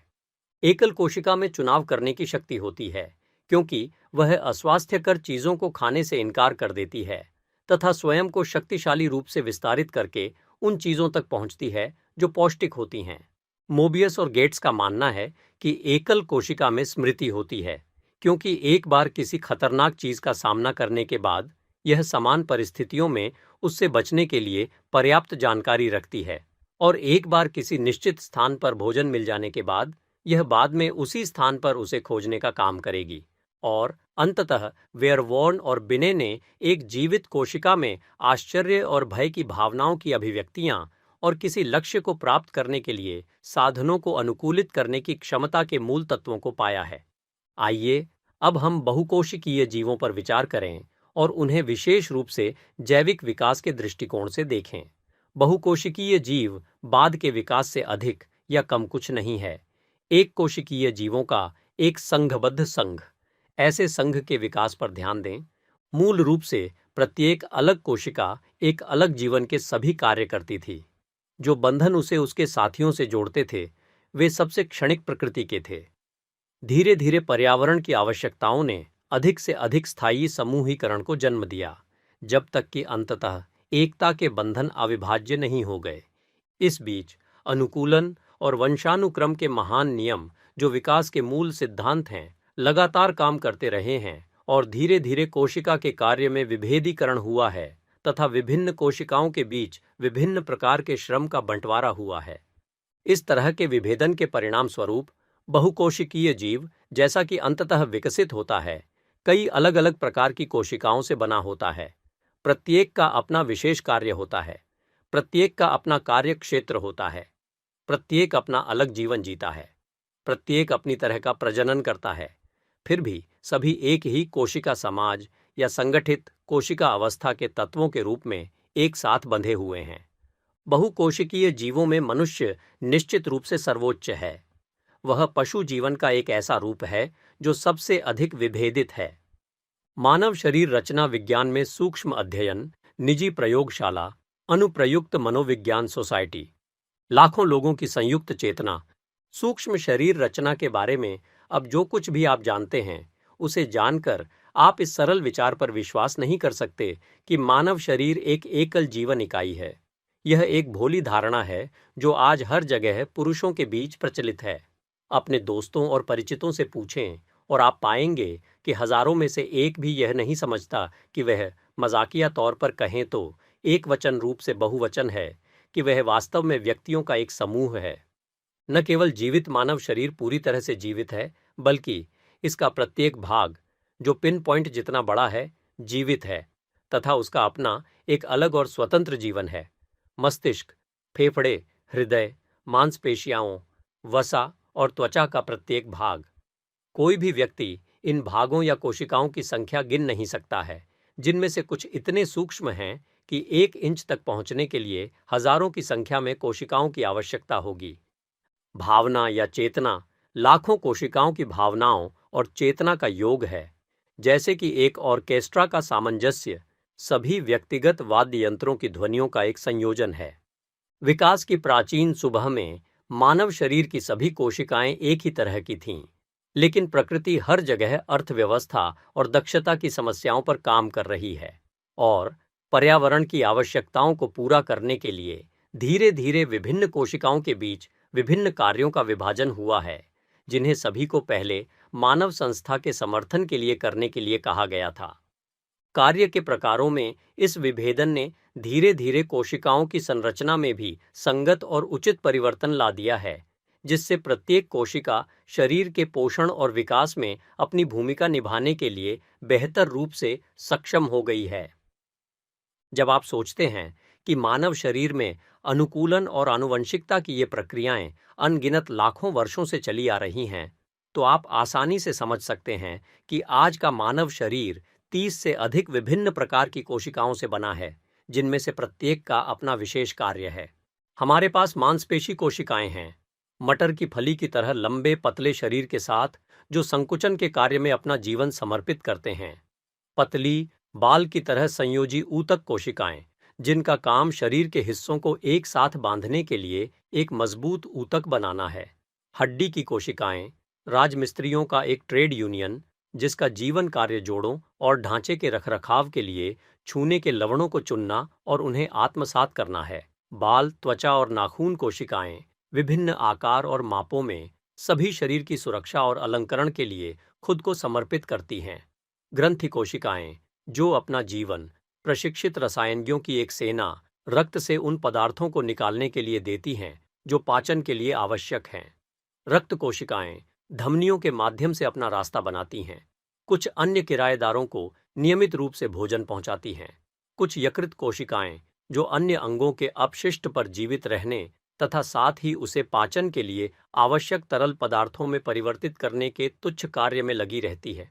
श्वास नली और फेफड़े की कोशिकाएं, जिनके सिर कड़े बालों से ढके होते हैं, जिन्हें कोशिका अपने पूरे जीवन में लगातार इधर उधर हिलाती रहती है। और अंत में तथा सबसे महत्वपूर्ण और हमारे लिए सबसे अधिक रुचिकर, मस्तिष्क और तंत्रिका कोशिकाएं, मस्तिष्क कोशिकाएं कुल मिलाकर वस्तुनिष्ठ बुद्धि का अंग बनती हैं। वह साधन जिसके माध्यम से हम बाहरी दुनिया के प्रति सचेत होते हैं, और तंत्रिका कोशिकाएं, जो एक जीवित टेलीग्राफ के रूप में कार्य करती हैं, जो विचार की तीव्रता के साथ शरीर के एक भाग से दूसरे भाग तक सूचना पहुंचाती है। एक लेखक आंतरिक या सच्ची त्वचा की कोशिकाओं का उल्लेख करते हुए कहते हैं, जब हम उन्हें ईंटों की एक पंक्ति की तरह व्यवस्थित देखते हैं तो हमें दो बातें याद रखनी चाहिए। पहली, यह पंक्ति वास्तव में इस समय हमारी त्वचा में है, और दूसरी कि प्रत्येक कोशिका एक जीवित प्राणी है। यह जन्म लेती है, बढ़ती है, जीवित रहती है, सांस लेती है, खाती है, काम करती है, सड़ती है और मर जाती है। ये युवा एक नदी के किनारे पर इसका भरपूर आनंद लेते हैं, जो हर मिनट उनके रक्त के गोल लाल कणों में ताज़ी हवा और सीरम में उपयुक्त भोजन की एक निरंतर धारा लाती है। लेकिन यह सब केवल आनंद नहीं है, क्योंकि उनमें से प्रत्येक कड़ी मेहनत करता है। और फिर वायुनलिकाओं को रेखांकित करने वाली कोशिकाओं के बारे में बोलते हुए वे कहते हैं, वायुनलिकाओं का पूरा आंतरिक भाग हवा से इधर उधर झूलते हुए मकई के खेत जैसा कुछ नहीं है। हालांकि मुख्य झुकाव हमेशा गले की ओर ऊपर की ओर होता है। सांस द्वारा अंदर ली गई धूल और गंदगी के सभी कण बालों के इस लहराते जंगल पर गिरते हैं और धीरे धीरे फेफड़ों से एक से दूसरे तक ऊपर की ओर बढ़ते हैं। जब हम याद करते हैं कि ये बाल हमारे जन्म के समय लहराना शुरू हुए थे और तब से एक सेकंड के लिए भी नहीं रुके हैं और हमारी मृत्यु के कुछ समय बाद तक लहराते रहेंगे, तो हम एक बार फिर उन चमत्कारों पर आश्चर्य से भर जाते हैं जो हमें हर तरफ से घेरे हुए हैं। इस तथ्य का उल्लेखनीय पुष्टिकारक साक्ष्य कि शरीर का प्रत्येक अंग व्यक्तिगत कोशिकागत बुद्धिमत्ता से बना है, जो अपने विशेष कार्यों को करने के लिए सहज ज्ञान से संपन्न है, 1912 में विज्ञान के लिए नोबेल पुरस्कार विजेता डॉ. एलेक्सिस कैरेल के प्रयोगों में पाया जाता है। डॉक्टर कैरेल ने जीवित प्राणियों के हृदय, पेट और गुर्दे निकाल लिए हैं तथा कृत्रिम पोषण के माध्यम से उन्हें अपनी प्रयोगशाला में उन प्राणियों की मृत्यु के बाद भी, जिनसे उन्हें मूल रूप से लिया गया था, महीनों तक लगातार भोजन पचाने आदि के कार्य में लगे रहने में सफलता प्राप्त की है। हम देखते हैं कि प्रत्येक मानव शरीर इकाइयों का एक अत्यंत जटिल संघ है। यह असंख्य सूक्ष्म जीवों का एक अद्भुत रूप से सहसंबद्ध और संगठित समुदाय है। यह एक प्रकार का कोशिका गणराज्य है, जिसे हम सच्चाई से इस प्रकार परिभाषित कर सकते हैं, जीवन और मिलन एक और अविभाज्य बुद्धि से बना होता है, जिनमें से प्रत्येक अपने विशेष कार्यों के निष्पादन और अपनी तरह के प्रजनन के लिए सहज रूप से तरीकों और साधनों का उपयोग करता है। ये कोशिका बुद्धि हमारी केंद्रीय चेतना के ज्ञान या इच्छा के बिना, यानी अवचेतन रूप से शरीर के महत्वपूर्ण संचालन को जारी रखती है। सामान्य परिस्थितियों में, स्वास्थ्य की स्थितियों में, प्रत्येक कोशिका अपने पड़ोसियों के संचालन की परवाह किए बिना अपना काम करती है, लेकिन दुर्घटना या बीमारी की स्थिति में इसे जीव की मरम्मत करने के लिए बुलाया जाता है, और इसमें वह ऊर्जा और बुद्धिमत्ता दिखाती है जो रचनात्मक शक्ति का स्वाद देती है। किस तत्परता और जोश के साथ कोशिकाएं किसी घाव को भरने या टूटी हड्डी को जोड़ने के लिए खुद को लगाती हैं। ऐसे मामलों में चिकित्सक केवल इतना कर सकता है कि बाहरी परिस्थितियों को स्थापित करे जो इन छोटी बुद्धिमत्ताओं के सहकारी श्रम के पक्ष में हों। इस सब से जो निष्कर्ष निकाला जा सकता है वह स्पष्ट है, क्योंकि यदि शरीर का प्रत्येक व्यक्तिगत और अंतिम भाग एक मानसिक जीव है, तो यह बहुत स्पष्ट है कि संपूर्ण शरीर मानसिक प्रभावों द्वारा नियंत्रण और निर्देशन के लिए विशेष रूप से अनुकूलित है। इस तथ्य को न भूलें कि इस प्रकार के नियंत्रण को सिद्ध करने से हम जीवन में व्यावहारिक सफलता प्राप्त करने की वैज्ञानिक पद्धति की नींव रख रहे हैं, क्योंकि सभी मानवीय उपलब्धियां किसी न किसी प्रकार की शारीरिक गतिविधि के माध्यम से ही प्राप्त होती है। अब हम यह मान लेते हैं कि आप निम्नलिखित प्रस्तावों को पूर्ण रूप से स्वीकार करते हैं, क्योंकि वे उन तथ्यों पर आधारित हैं जिन्हें बहुत पहले मानक वैज्ञानिक कार्यों में खोजा और प्रतिपादित किया जा चुका है। पूरा शरीर कोशिकाओं से बना है, जिनमें से प्रत्येक एक बुद्धिमान इकाई है जो अपनी आवश्यकताओं के अनुरूप मानसिक शक्तियों से संपन्न है। यह तथ्य कि शरीर की प्रत्येक कोशिका एक मानसिक कोशिका है, यह दर्शाता है कि शरीर अपने घटक भागों की प्रकृति के कारण मानसिक प्रभाव और नियंत्रण के प्रति विशेष रूप से संवेदनशील है। इन प्रस्तावों में अब हम निम्नलिखित जोड़ते हैं। शरीर की आगे की जांच से एक केंद्रीय मानसिक जीव, मस्तिष्क का पता चलता है, जो अत्यधिक विभेदित कोशिकाओं से बना होता है, जिनकी बुद्धि अन्य कोशिकाओं की तरह उनके कार्यों के अनुरूप होती है। यह एक भौतिक तंत्र, तंत्रिका तंत्र को भी प्रकट करता है, जो केंद्रीय नियंत्रक बुद्धि और अधीनस्थ कोशिकाओं के बीच बुद्धि के संचार के लिए विशेष रूप से अनुकूलित है।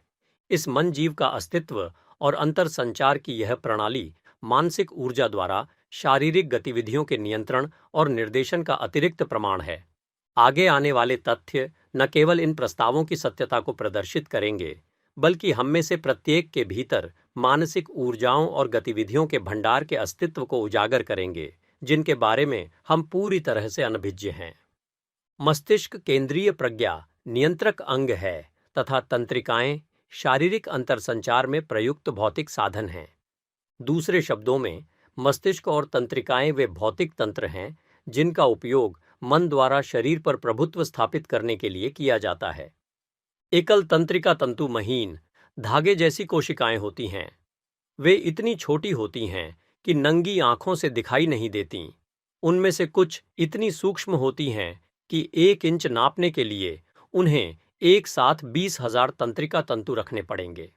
मानव शरीर में प्रत्येक तंत्रिका तंतु एक ओर मस्तिष्क या रीढ़ की हड्डी में कुछ केंद्रीय तंत्रिका कोशिका और दूसरी ओर कुछ शारीरिक ऊतकों के बीच जोड़ने वाली कड़ियों की एक श्रृंखला का निर्माण करता है। मस्तिष्क से निकलने वाली सभी नसों को 2 वर्गों में विभाजित किया जा सकता है, इस आधार पर कि वे मस्तिष्क तक या उससे धाराएं ले जाती हैं। मस्तिष्क तक धाराएं ले जाने वाली नसों को संवेदी तंत्रिकाएं या संवेदना की नसें कहा जाता है। मस्तिष्क से धाराएं ले जाने वाली नसों को मोटर तंत्रिकाएं या गति की नसें कहा जाता है। संवेदी तंत्रिकाओं में चेतना की तंत्रिकाएं शामिल हैं, यानी वे तंत्रिकाएं जिनके जरिए हम बाहरी दुनिया से संवेदनात्मक प्रभाव प्राप्त करते हैं। इनमें स्पर्श, दृष्टि, दर्द, श्रवण, तापमान, स्वाद और गंध की तंत्रिकाएं शामिल हैं। मोटर तंत्रिकाएं वे हैं जो एक तरफ मस्तिष्क और रीढ़ की हड्डी से संदेश को दूसरी तरफ मांसपेशियों तक ले जाती हैं। ये वे रेखाएं हैं जिनके साथ सभी आदेश चमकते हैं, जिसके परिणाम स्वरूप शारीरिक गतिविधियां होती हैं। तंत्रिकाओं का एक और व्यापक विभाजन 2 बड़े तंत्रिका तंत्रों में है, सेरेब्रो, स्पाइनल सिस्टम और सहानुभूति तंत्र हैं। पहला, सेरेब्रो, स्पाइनल सिस्टम, चेतना और स्वैच्छिक क्रिया की सभी तंत्रिकाओं को शामिल करता है। इसमें एक तरफ मस्तिष्क और रीढ़ की हड्डी के बीच चलने वाली सभी तंत्रिकाएं और दूसरी तरफ स्वैच्छिक मांसपेशियां शामिल हैं। दूसरा, सहानुभूति तंत्रिका तंत्र अचेतन या कार्यात्मक जीवन की सभी तंत्रिकाओं से मिलकर बना है। इसलिए इसमें एक तरफ मस्तिष्क और सहानुभूति या अनैच्छिक तंत्रिका केंद्रों के बीच चलने वाली सभी तंत्रिकाएं और दूसरी तरफ अनैच्छिक मांसपेशियां शामिल हैं। हर शारीरिक गतिविधि या कार्य जिसे आप अपनी इच्छा से शुरू या बंद कर सकते हैं, यहाँ तक कि आंख मारना, चलना आदि जैसे प्रतीत होने वाले अचेतन कार्य भी मस्तिष्क मेरु प्रणाली के माध्यम से नियंत्रित होते हैं। शरीर के अन्य सभी कार्य, जिनमें हृदय की धड़कन और पाचन जैसी महान महत्वपूर्ण प्रक्रियाएं शामिल हैं, अचेतन रूप से किए जाते हैं, इच्छा के प्रत्यक्ष नियंत्रण से परे होते हैं और सहानुभूति तंत्रिका तंत्र के माध्यम से नियंत्रित होते हैं। यह स्पष्ट है कि मस्तिष्क मेरु तंत्रिका तंत्र चेतना का अंग है, वह तंत्र जिसके माध्यम से मन शरीर के कुछ कार्यों पर अपना सचेत और स्वैच्छिक नियंत्रण रखता है। यह भी उतना ही स्पष्ट है कि सहानुभूति तंत्र चेतना के तत्काल नियंत्रण में नहीं है, इच्छा के अधीन नहीं है, बल्कि मानसिक प्रभावों से प्रभावित है जो हमारी सचेत इच्छा के बिना या उसके विपरीत और कभी-कभी हमारी जानकारी के बिना कार्य करते हैं। फिर भी आपको यह नहीं समझना चाहिए कि ये 2 महान तंत्रिका तंत्र अपने संचालन में पूरी तरह से अलग हैं। इसके विपरीत वे कई मामलों में एक दूसरे से निकटता से जुड़े हुए हैं। इस प्रकार हृदय को दोनों शासन केंद्रों से तंत्रिकाएं प्राप्त होती हैं और इन सब के अलावा यह स्वयं तंत्रिका कोशिकाओं के समूहों का केंद्र है। जिस शक्ति से यह धड़कता है वह हृदय के भीतर एक गैंग्लियोनिक केंद्र से उत्पन्न होती है, ताकि हृदय शरीर से अलग होकर धड़कता रहे यदि उसे ताज़ा रक्त की आपूर्ति की जाए। लेकिन हृदय की धड़कन की तीव्रता सेरेब्रो, स्पाइनल और सहानुभूति तंत्र द्वारा नियंत्रित होती है, जिनमें से पहला धड़कन को धीमा करता है और दूसरा इसे तेज करता है। इसी प्रकार आपके फेफड़े भी आंशिक रूप से दोनों केंद्रों द्वारा नियंत्रित होते हैं, क्योंकि आप अपनी इच्छानुसार धीरे या तेजी से सांस ले सकते हैं, लेकिन आप अपनी चेतन इच्छा शक्ति से सांस लेना पूरी तरह से बंद नहीं कर सकते। मस्तिष्क और तंत्रिका तंत्र में आपकी रुचि केवल उन तथ्यों तक सीमित है जो आपके मन के अध्ययन में आपके लिए उपयोगी साबित हो सकते हैं। ये शारीरिक विभाजन आपको केवल इसलिए रुचिकर लगते हैं क्योंकि वे एक ओर सचेत मानसिक क्रिया और दूसरी ओर अचेतन मानसिक क्रिया से पहचाने जाते हैं। इसलिए आपके लिए सहानुभूति तंत्रिका तंत्र के विभिन्न विभागों पर विचार करना बेकार है, क्योंकि सहानुभूति तंत्रिका तंत्र पूरी तरह से अचेतन मानसिक क्रिया के क्षेत्र से संबंधित है। यह हमारी जानकारी के बिना और हमारी इच्छा के बिना काम करता है। सेरेब्रो स्पाइनल सिस्टम में रीढ़ की हड्डी और मस्तिष्क शामिल हैं। बदले में मस्तिष्क दो मुख्य उपविभागों से बना होता है। सबसे पहले बड़ा या ऊपरी मस्तिष्क होता है, जिसे सेरेब्रम कहा जाता है। दूसरा निचला या छोटा मस्तिष्क होता है, जिसे सेरिबैलम कहा जाता है। बदले में सेरेब्रम में 3 भाग होते हैं: जटिल, सतही मस्तिष्क, मध्य मस्तिष्क और निचला मस्तिष्क। इस प्रकार कुल मिलाकर हमारे पास सतही मस्तिष्क, मध्य मस्तिष्क, निचला मस्तिष्क और सेरिबैलम होता है। ये सभी भाग मस्तिष्क कोशिकाओं के समूह से बने होते हैं, जिनमें तंत्रिका तंतु जुड़े होते हैं। और अब इन विभिन्न भागों के कार्यों के बारे में। सबसे नीचे से शुरू करके ऊपर की ओर बढ़ते हुए हम पाते हैं कि रीढ़ की हड्डी में मस्तिष्क और शरीर के बाकी हिस्सों के बीच चलने वाली तंत्रिकाओं की सीधी रेखाएं होती हैं। साथ ही इसमें कुछ ऐसे तंत्रिका केंद्र होते हैं जो कई सरल शारीरिक गतिविधियों के लिए पर्याप्त होते हैं। ये शारीरिक गतिविधियां ऐसी होती हैं जो सहज या आदतन होती हैं और उनके प्रदर्शन के लिए इच्छा के किसी अलग कार्य की आवश्यकता नहीं होती। वे केवल प्रतिक्रियाएं होती हैं, बिना सचेत स्वैच्छिक आवेग के। एक कदम और ऊपर जाने पर हम पाते हैं कि अनुमस्तिष्क संतुलन का अंग है तथा यह तथा रीढ़ की हड्डी चेतन इच्छा से स्वतंत्र रूप से कार्य करते हैं, क्योंकि किसी को चक्कर आने से बचाने के लिए इच्छा शक्ति के किसी सचेतन प्रयास की आवश्यकता नहीं होती है। जहां तक बड़े मस्तिष्क या सेरेब्रम के विभाजनों का सवाल है, हम चाहते हैं कि आप ध्यान दें कि निचला मस्तिष्क दोहरा उद्देश्य पूरा करता है। सबसे पहले यह वह चैनल है जिसके माध्यम से एक तरफ ऊपरी मस्तिष्क और मध्य मस्तिष्क से और दूसरी तरफ शरीर के बाकी हिस्सों से संचार की लाइनें गुजरती हैं। दूसरे, यह खुद कुछ महत्वपूर्ण कार्यों के रखरखाव के लिए एक केंद्रीय कार्यालय है, जैसे कि फेफड़े से सांस लेना, दिल की धड़कन, लार का स्राव, निगलना आदि, सभी अनैच्छिक और अचेतन, इस अर्थ में कि उनके प्रदर्शन के लिए चेतना आवश्यक नहीं है। अगला उच्चतर विभाग या मध्य मस्तिष्क एक बड़ा क्षेत्र है जहां से चेतन इच्छा सभी स्वैच्छिक शारीरिक गतिविधियों को विनियमित करने के लिए अपने आदेश जारी करती है। यह कुछ विशेष इंद्रियों जैसे दृष्टि का भी स्थान है। अंत में सतही मस्तिष्क, जिसे कॉर्टेक्स के नाम से जाना जाता है, व्याख्यात्मक और चिंतनशील केंद्र है, जो स्मृति, बुद्धि और इच्छा का निवास है। इन विभिन्न भागों के कार्यों को शराब के मन पर पड़ने वाले प्रभावों से अच्छी तरह से दर्शाया गया है। यदि कोई व्यक्ति बहुत अधिक शराब पीता है, तो इसका पहला स्पष्ट प्रभाव उच्च या कॉर्टिकल केंद्र को लकवाग्रस्त करना होगा। यह मध्य मस्तिष्क को चिंतनशील बुद्धि के नियंत्रण से वंचित कर देता है और व्यक्ति बेवजह प्रफुल्लित या झगड़ालू, खुश या उदास, झगड़ालू या रोने वाला होगा और उसे आमतौर पर नशे में कहा जाएगा। यदि इसके बावजूद वह शराब पीना जारी रखता है, तो मध्य मस्तिष्क जल्द ही सुन्न हो जाता है और प्रतिक्रिया करना बंद कर देता है और संतुलन का अंग सेरिबैलम भी लकवाग्रस्त हो जाता है।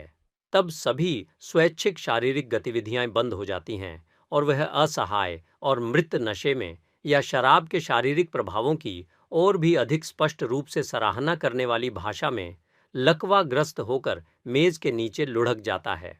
हालांकि गहरी बैठी सहानुभूति प्रणाली अभी भी जीवित है। शरीर के महत्वपूर्ण अंगों पर अभी तक कोई हमला नहीं किया गया है। दिल धड़कता रहता है और फेफड़े सांस लेते रहते हैं। लेकिन मान लीजिए कि कोई चंचल साथी पीड़ित के गले में और भी शराब डाल देता है, तब मज्जा या निचला मस्तिष्क लकवाग्रस्त हो जाता है, महत्वपूर्ण अंग काम करना बंद कर देते हैं और वह व्यक्ति नशे में मृत नहीं रह जाता। वह बैक्स के लिए बलिदान हो गया है, वह सचमुच और वास्तव में मर चुका है। तो ऐसा लगता है कि सतही मस्तिष्क और मध्य मस्तिष्क मिलकर चेतना और इच्छा के अंग बनते हैं। इन दो अंगों के निष्क्रिय या पक्षाघातग्रस्त होने पर चेतना और इच्छा शक्ति गायब हो जाती है।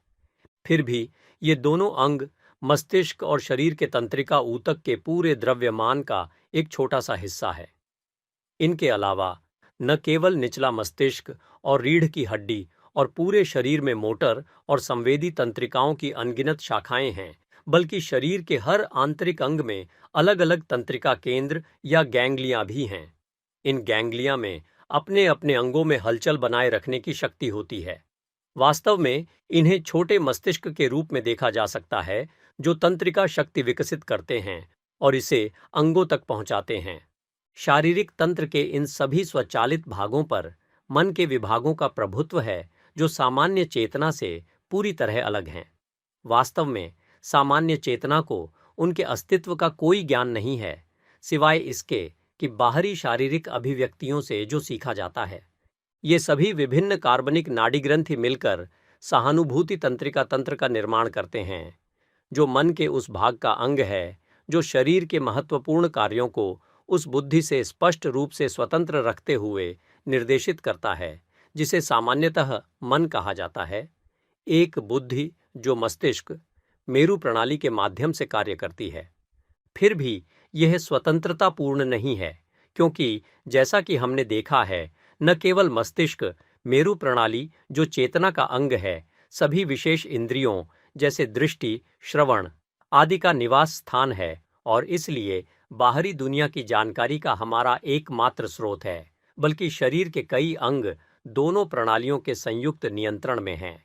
इस प्रकार यह होता है कि शरीर के विभिन्न अंगों को नियंत्रित करने वाली ये व्यक्तिगत बुद्धि अपने अंतर संपर्कों के साथ बाह्य जगत के ऐसे तथ्यों के ज्ञान के लिए चेतना पर निर्भर रहती है, जिनका उनके व्यक्तिगत कार्यों पर प्रभाव पड़ता है, तथा वे इन तथ्यों की व्याख्या करने वाले माध्यम के रूप में चेतना के प्रभाव के अधीन रहती हैं।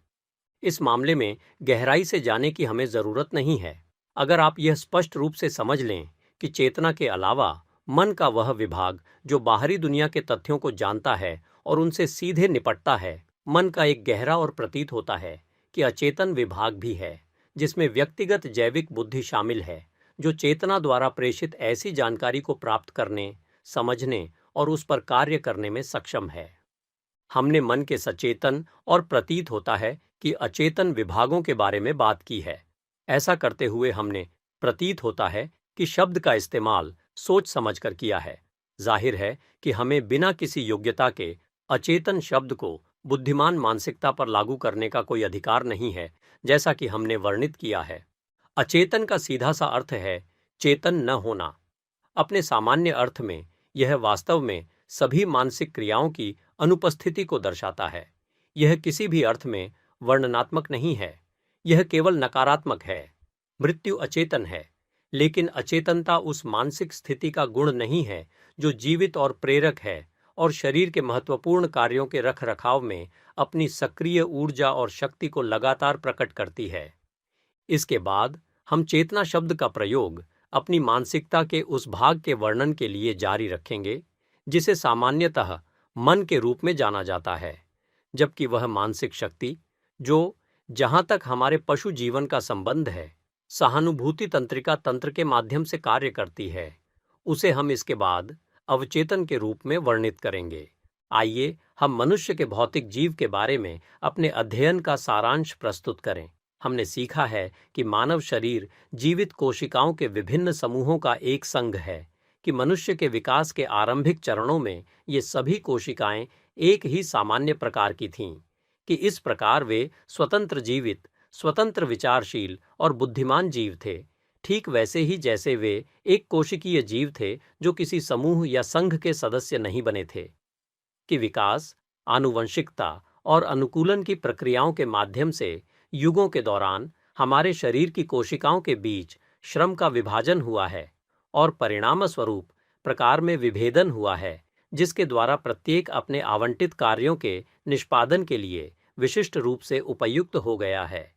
कि फिर भी मानव शरीर की ये कोशिकाएं अभी भी स्वतंत्र जीवित बुद्धिमान जीव हैं, जिनमें से प्रत्येक को अपने स्वयं के जीवन के संरक्षण और जीवित शरीर के भीतर अपनी प्रजाति के स्थायित्व के लिए आवश्यक सभी चीजों का विरासत में मिला सहज ज्ञान प्राप्त है।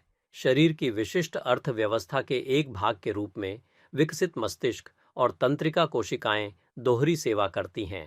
पहली, केंद्रीय नियामक बुद्धि का अंग बनाना, जिसका महत्वपूर्ण कार्य बाहरी दुनिया से इंद्रियों के माध्यम से प्राप्त सभी छापों या संदेशों को प्राप्त करना, वर्गीकृत करना और रिकॉर्ड करना है।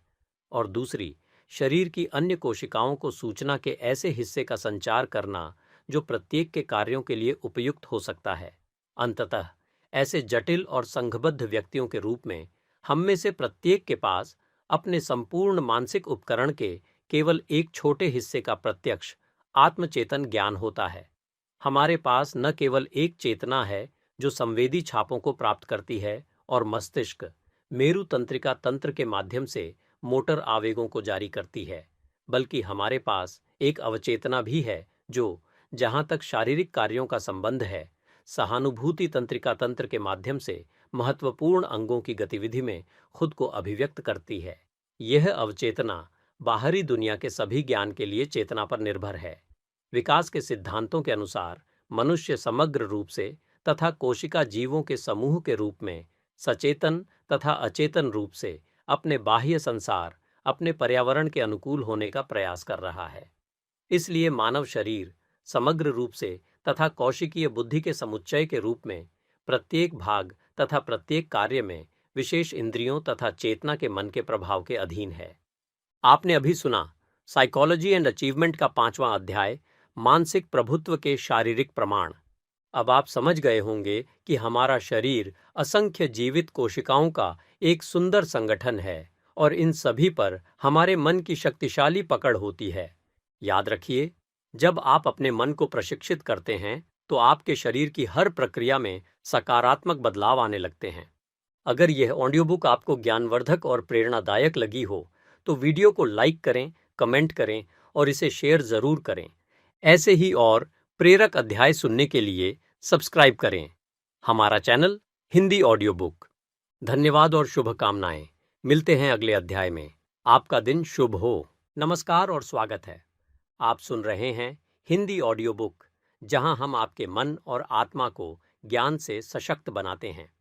आज हम सुनेंगे वॉरेन हिल्टन की प्रसिद्ध पुस्तक साइकोलॉजी एंड अचीवमेंट का अंतिम अध्याय, चेतना की सर्वोच्चता। इस अध्याय में आप जानेंगे कैसे हमारी चेतना ही हमारे जीवन की सबसे बड़ी शक्ति है, क्यों हर उपलब्धि, हर कार्य और हर बदलाव की शुरुआत मन से होती है, और कैसे विज्ञान ने यह प्रमाणित कर दिया है कि मन शरीर पर पूरी तरह से प्रभाव डालता है। यह अध्याय आपके भीतर छुपी उस असीम मानसिक क्षमता का द्वार खोलेगा जिससे आप अपने जीवन को नई ऊंचाइयों तक ले जा सकते हैं। तो ध्यान से सुनिए, यह ज्ञान आपको आत्मविश्वास और सफलता की ओर ले जाएगा। चलिए शुरू करते हैं आज का अध्याय 6, चेतना की सर्वोच्चता। मानव मनोविज्ञान, शरीर रचना विज्ञान और शरीर क्रिया विज्ञान के अध्ययन से निकाले गए निष्कर्ष। एक क्षण रुकें और उस निष्कर्ष पर ध्यान दें जिस पर आप पहुंचे हैं। आप मानव शरीर की जांच स्केलपेल और एनाटोमिस्ट और फिजियोलॉजिस्ट के माइक्रोस्कोप से करते रहे हैं। ऐसा करने और शारीरिक अंगों को काम करते हुए देखने से आपने सीखा है कि शरीर का हर हिस्सा, यहाँ तक कि उन अंगों तक जिन्हें आमतौर पर अनैच्छिक कहा जाता है, अंततः चेतना के प्रभाव या नियंत्रण के अधीन है। मानव बुद्धि का वह हिस्सा जिसे लोकप्रिय रूप से मन के रूप में जाना जाता है। इससे पहले प्रत्यक्ष आत्मनिरीक्षणात्मक ज्ञान के आधार पर हम इस निष्कर्ष पर पहुंचे थे कि शरीर के सभी अंगों पर मन का प्रभाव मानव जीवन के सबसे स्पष्ट तथ्यों में से एक है। अतः मन के उपकरण के रूप में शरीर का हमारा अध्ययन हमें उसी निष्कर्ष पर ले आया है, जैसा कि शरीर के साथ मन के संबंधों के हमारे अध्ययन ने पहुंचाया था। व्यावहारिक विज्ञान के दृष्टिकोण से देखा जाए तो इस बात के प्रमाण इतने स्पष्ट और असंख्य हैं कि मानसिक गतिविधि शारीरिक प्रभाव उत्पन्न कर सकती है और करती भी है। दुनिया शरीर पर मन की महारत को स्वीकार करने में धीमी रही है। ऐसा इसलिए है क्योंकि दुनिया लंबे समय से इस सवाल को दार्शनिक और धर्मवादी के दृष्टिकोण से देखती रही है। ऐसा इसलिए है क्योंकि दुनिया के विचार को शब्दों की अपनी परिभाषाओं ने बाधित किया है। अध्यात्मवादी प्रथम कारणों की उत्पत्ति की खोज में इतना व्यस्त रहा है और भौतिकवादी ने भौतिक स्थितियों पर मन की निर्भरता पर इतना जोर दिया है कि दुनिया ने शरीर पर मन के प्रभाव के दावे को संदेह के साथ लिया है और वास्तव में अपनी स्वयं की चेतना के सहज ज्ञान युक्त प्रमाण पर संदेह किया है। दोनों दृष्टिकोणों के बीच का अंतर धीरे धीरे पहचाना जाने लगा है। आज यह तथ्य कि मन शरीर के साथ संबंध में एक कारण के रूप में कार्य कर सकता है, अनुप्रयुक्त विज्ञान का एक मान्यता प्राप्त सिद्धांत है। दुनिया के सबसे गहरे विचारक इसकी सच्चाई को स्वीकार करते हैं और हर जगह प्रबुद्ध पुरुषों और महिलाओं की रुचि शरीर की कार्यात्मक विकृतियों के इलाज और शारीरिक दक्षता के उच्चतम स्तर की प्राप्ति के लिए अकल्पनीय संसाधन के रूप में मन की ओर निर्देशित है। कुछ मामलों में यह दुर्भाग्यपूर्ण है कि आपको मानसिक दक्षता और आत्म अभिव्यक्ति के इन अध्ययनों को मन और शरीर के बीच संबंधों पर पाठों के साथ शुरू करने के लिए मजबूर होना पड़ा। यह खतरा है कि आप इस निष्कर्ष पर पहुंच सकते हैं कि इस पाठ्यक्रम में मानसिक उपचार का कुछ संदर्भ है। कृपया अपने मन से ऐसे किसी भी गलत विचार को दूर करें। स्वास्थ्य एक वरदान है। यह सबसे बड़ा वरदान नहीं है। स्वास्थ्य जीवन नहीं है। स्वास्थ्य जीवन जीने का एक साधन मात्र है। जीवन सेवा है। जीवन उपलब्धि है। स्वास्थ्य का मूल्य तभी है जब यह उपलब्धि में योगदान देता है। इस समय मन और शरीर के बीच के संबंध के बारे में हमारे अध्ययन का उद्देश्य अधिक गहरा, व्यापक और महत्वपूर्ण रहा है। यह एक शैक्षिक संरचना की आधारशिला है जिसमें हम आपको दिखाएंगे कि वैज्ञानिक उपायों द्वारा मन को कैसे निश्चितता और संचालन की प्रभावशीलता तक लाया जा सकता है, जो अब आम तौर पर संभव माना जाता है। इस पुस्तक में दिए गए 2 मौलिक प्रस्तावों को याद रखें। पहली, सभी मानवीय उपलब्धियां किसी न किसी प्रकार की शारीरिक गतिविधि के माध्यम से प्राप्त होती हैं। दूसरी, समस्त शारीरिक गतिविधियां मन द्वारा उत्पन्न, नियंत्रित और निर्देशित होती हैं। इन प्रस्तावों की सच्चाई अब आपके सामने स्पष्ट हो जानी चाहिए। आपको यह समझना चाहिए कि मन ही वह साधन है जिसके द्वारा जीवन में कुछ भी हासिल किया जा सकता है। आपका अगला कदम यह सीखना होगा कि इसका उपयोग कैसे किया जाए। अगले खंडों में हम छिपी हुई मानसिक शक्ति के भंडार की गहराई को समझेंगे। हम इसके संसाधनों का दोहन करने के तरीके खोजेंगे और इसलिए हम आपको सफलता की कुंजी देने आएंगे और आपको सिखाएंगे कि इसका उपयोग आत्मविश्वास और सफलता के सकारात्मक आश्वासन के साथ कैसे किया जाए। आपने अभी सुना साइकोलॉजी एंड अचीवमेंट का अंतिम अध्याय, चेतना की सर्वोच्चता। अब आप समझ चुके होंगे कि हर मानव उपलब्धि का मूल स्रोत हमारा मन है और मन का सही उपयोग ही सफलता की असली कुंजी है। इस पुस्तक ने हमें सिखाया कि शरीर की हर क्रिया मन द्वारा संचालित होती है। चेतन और अवचेतन मन दोनों मिलकर जीवन का निर्माण करते हैं। जब हम अपने मन की शक्ति को जागृत करते हैं, तब असंभव भी संभव हो जाता है। अगर यह ऑडियो बुक आपको प्रेरणादायक लगी हो, तो वीडियो को लाइक करें, कमेंट करें और अपने मित्रों से शेयर करें। ऐसे ही और जीवन बदलने वाली किताबें सुनने के लिए सब्सक्राइब करें हमारा चैनल हिंदी ऑडियो बुक। याद रखिए, मन पर विजय ही जीवन में सच्ची विजय है। धन्यवाद और शुभकामनाएं। मिलते हैं हमारी अगली ऑडियो बुक में। आपका दिन शुभ हो।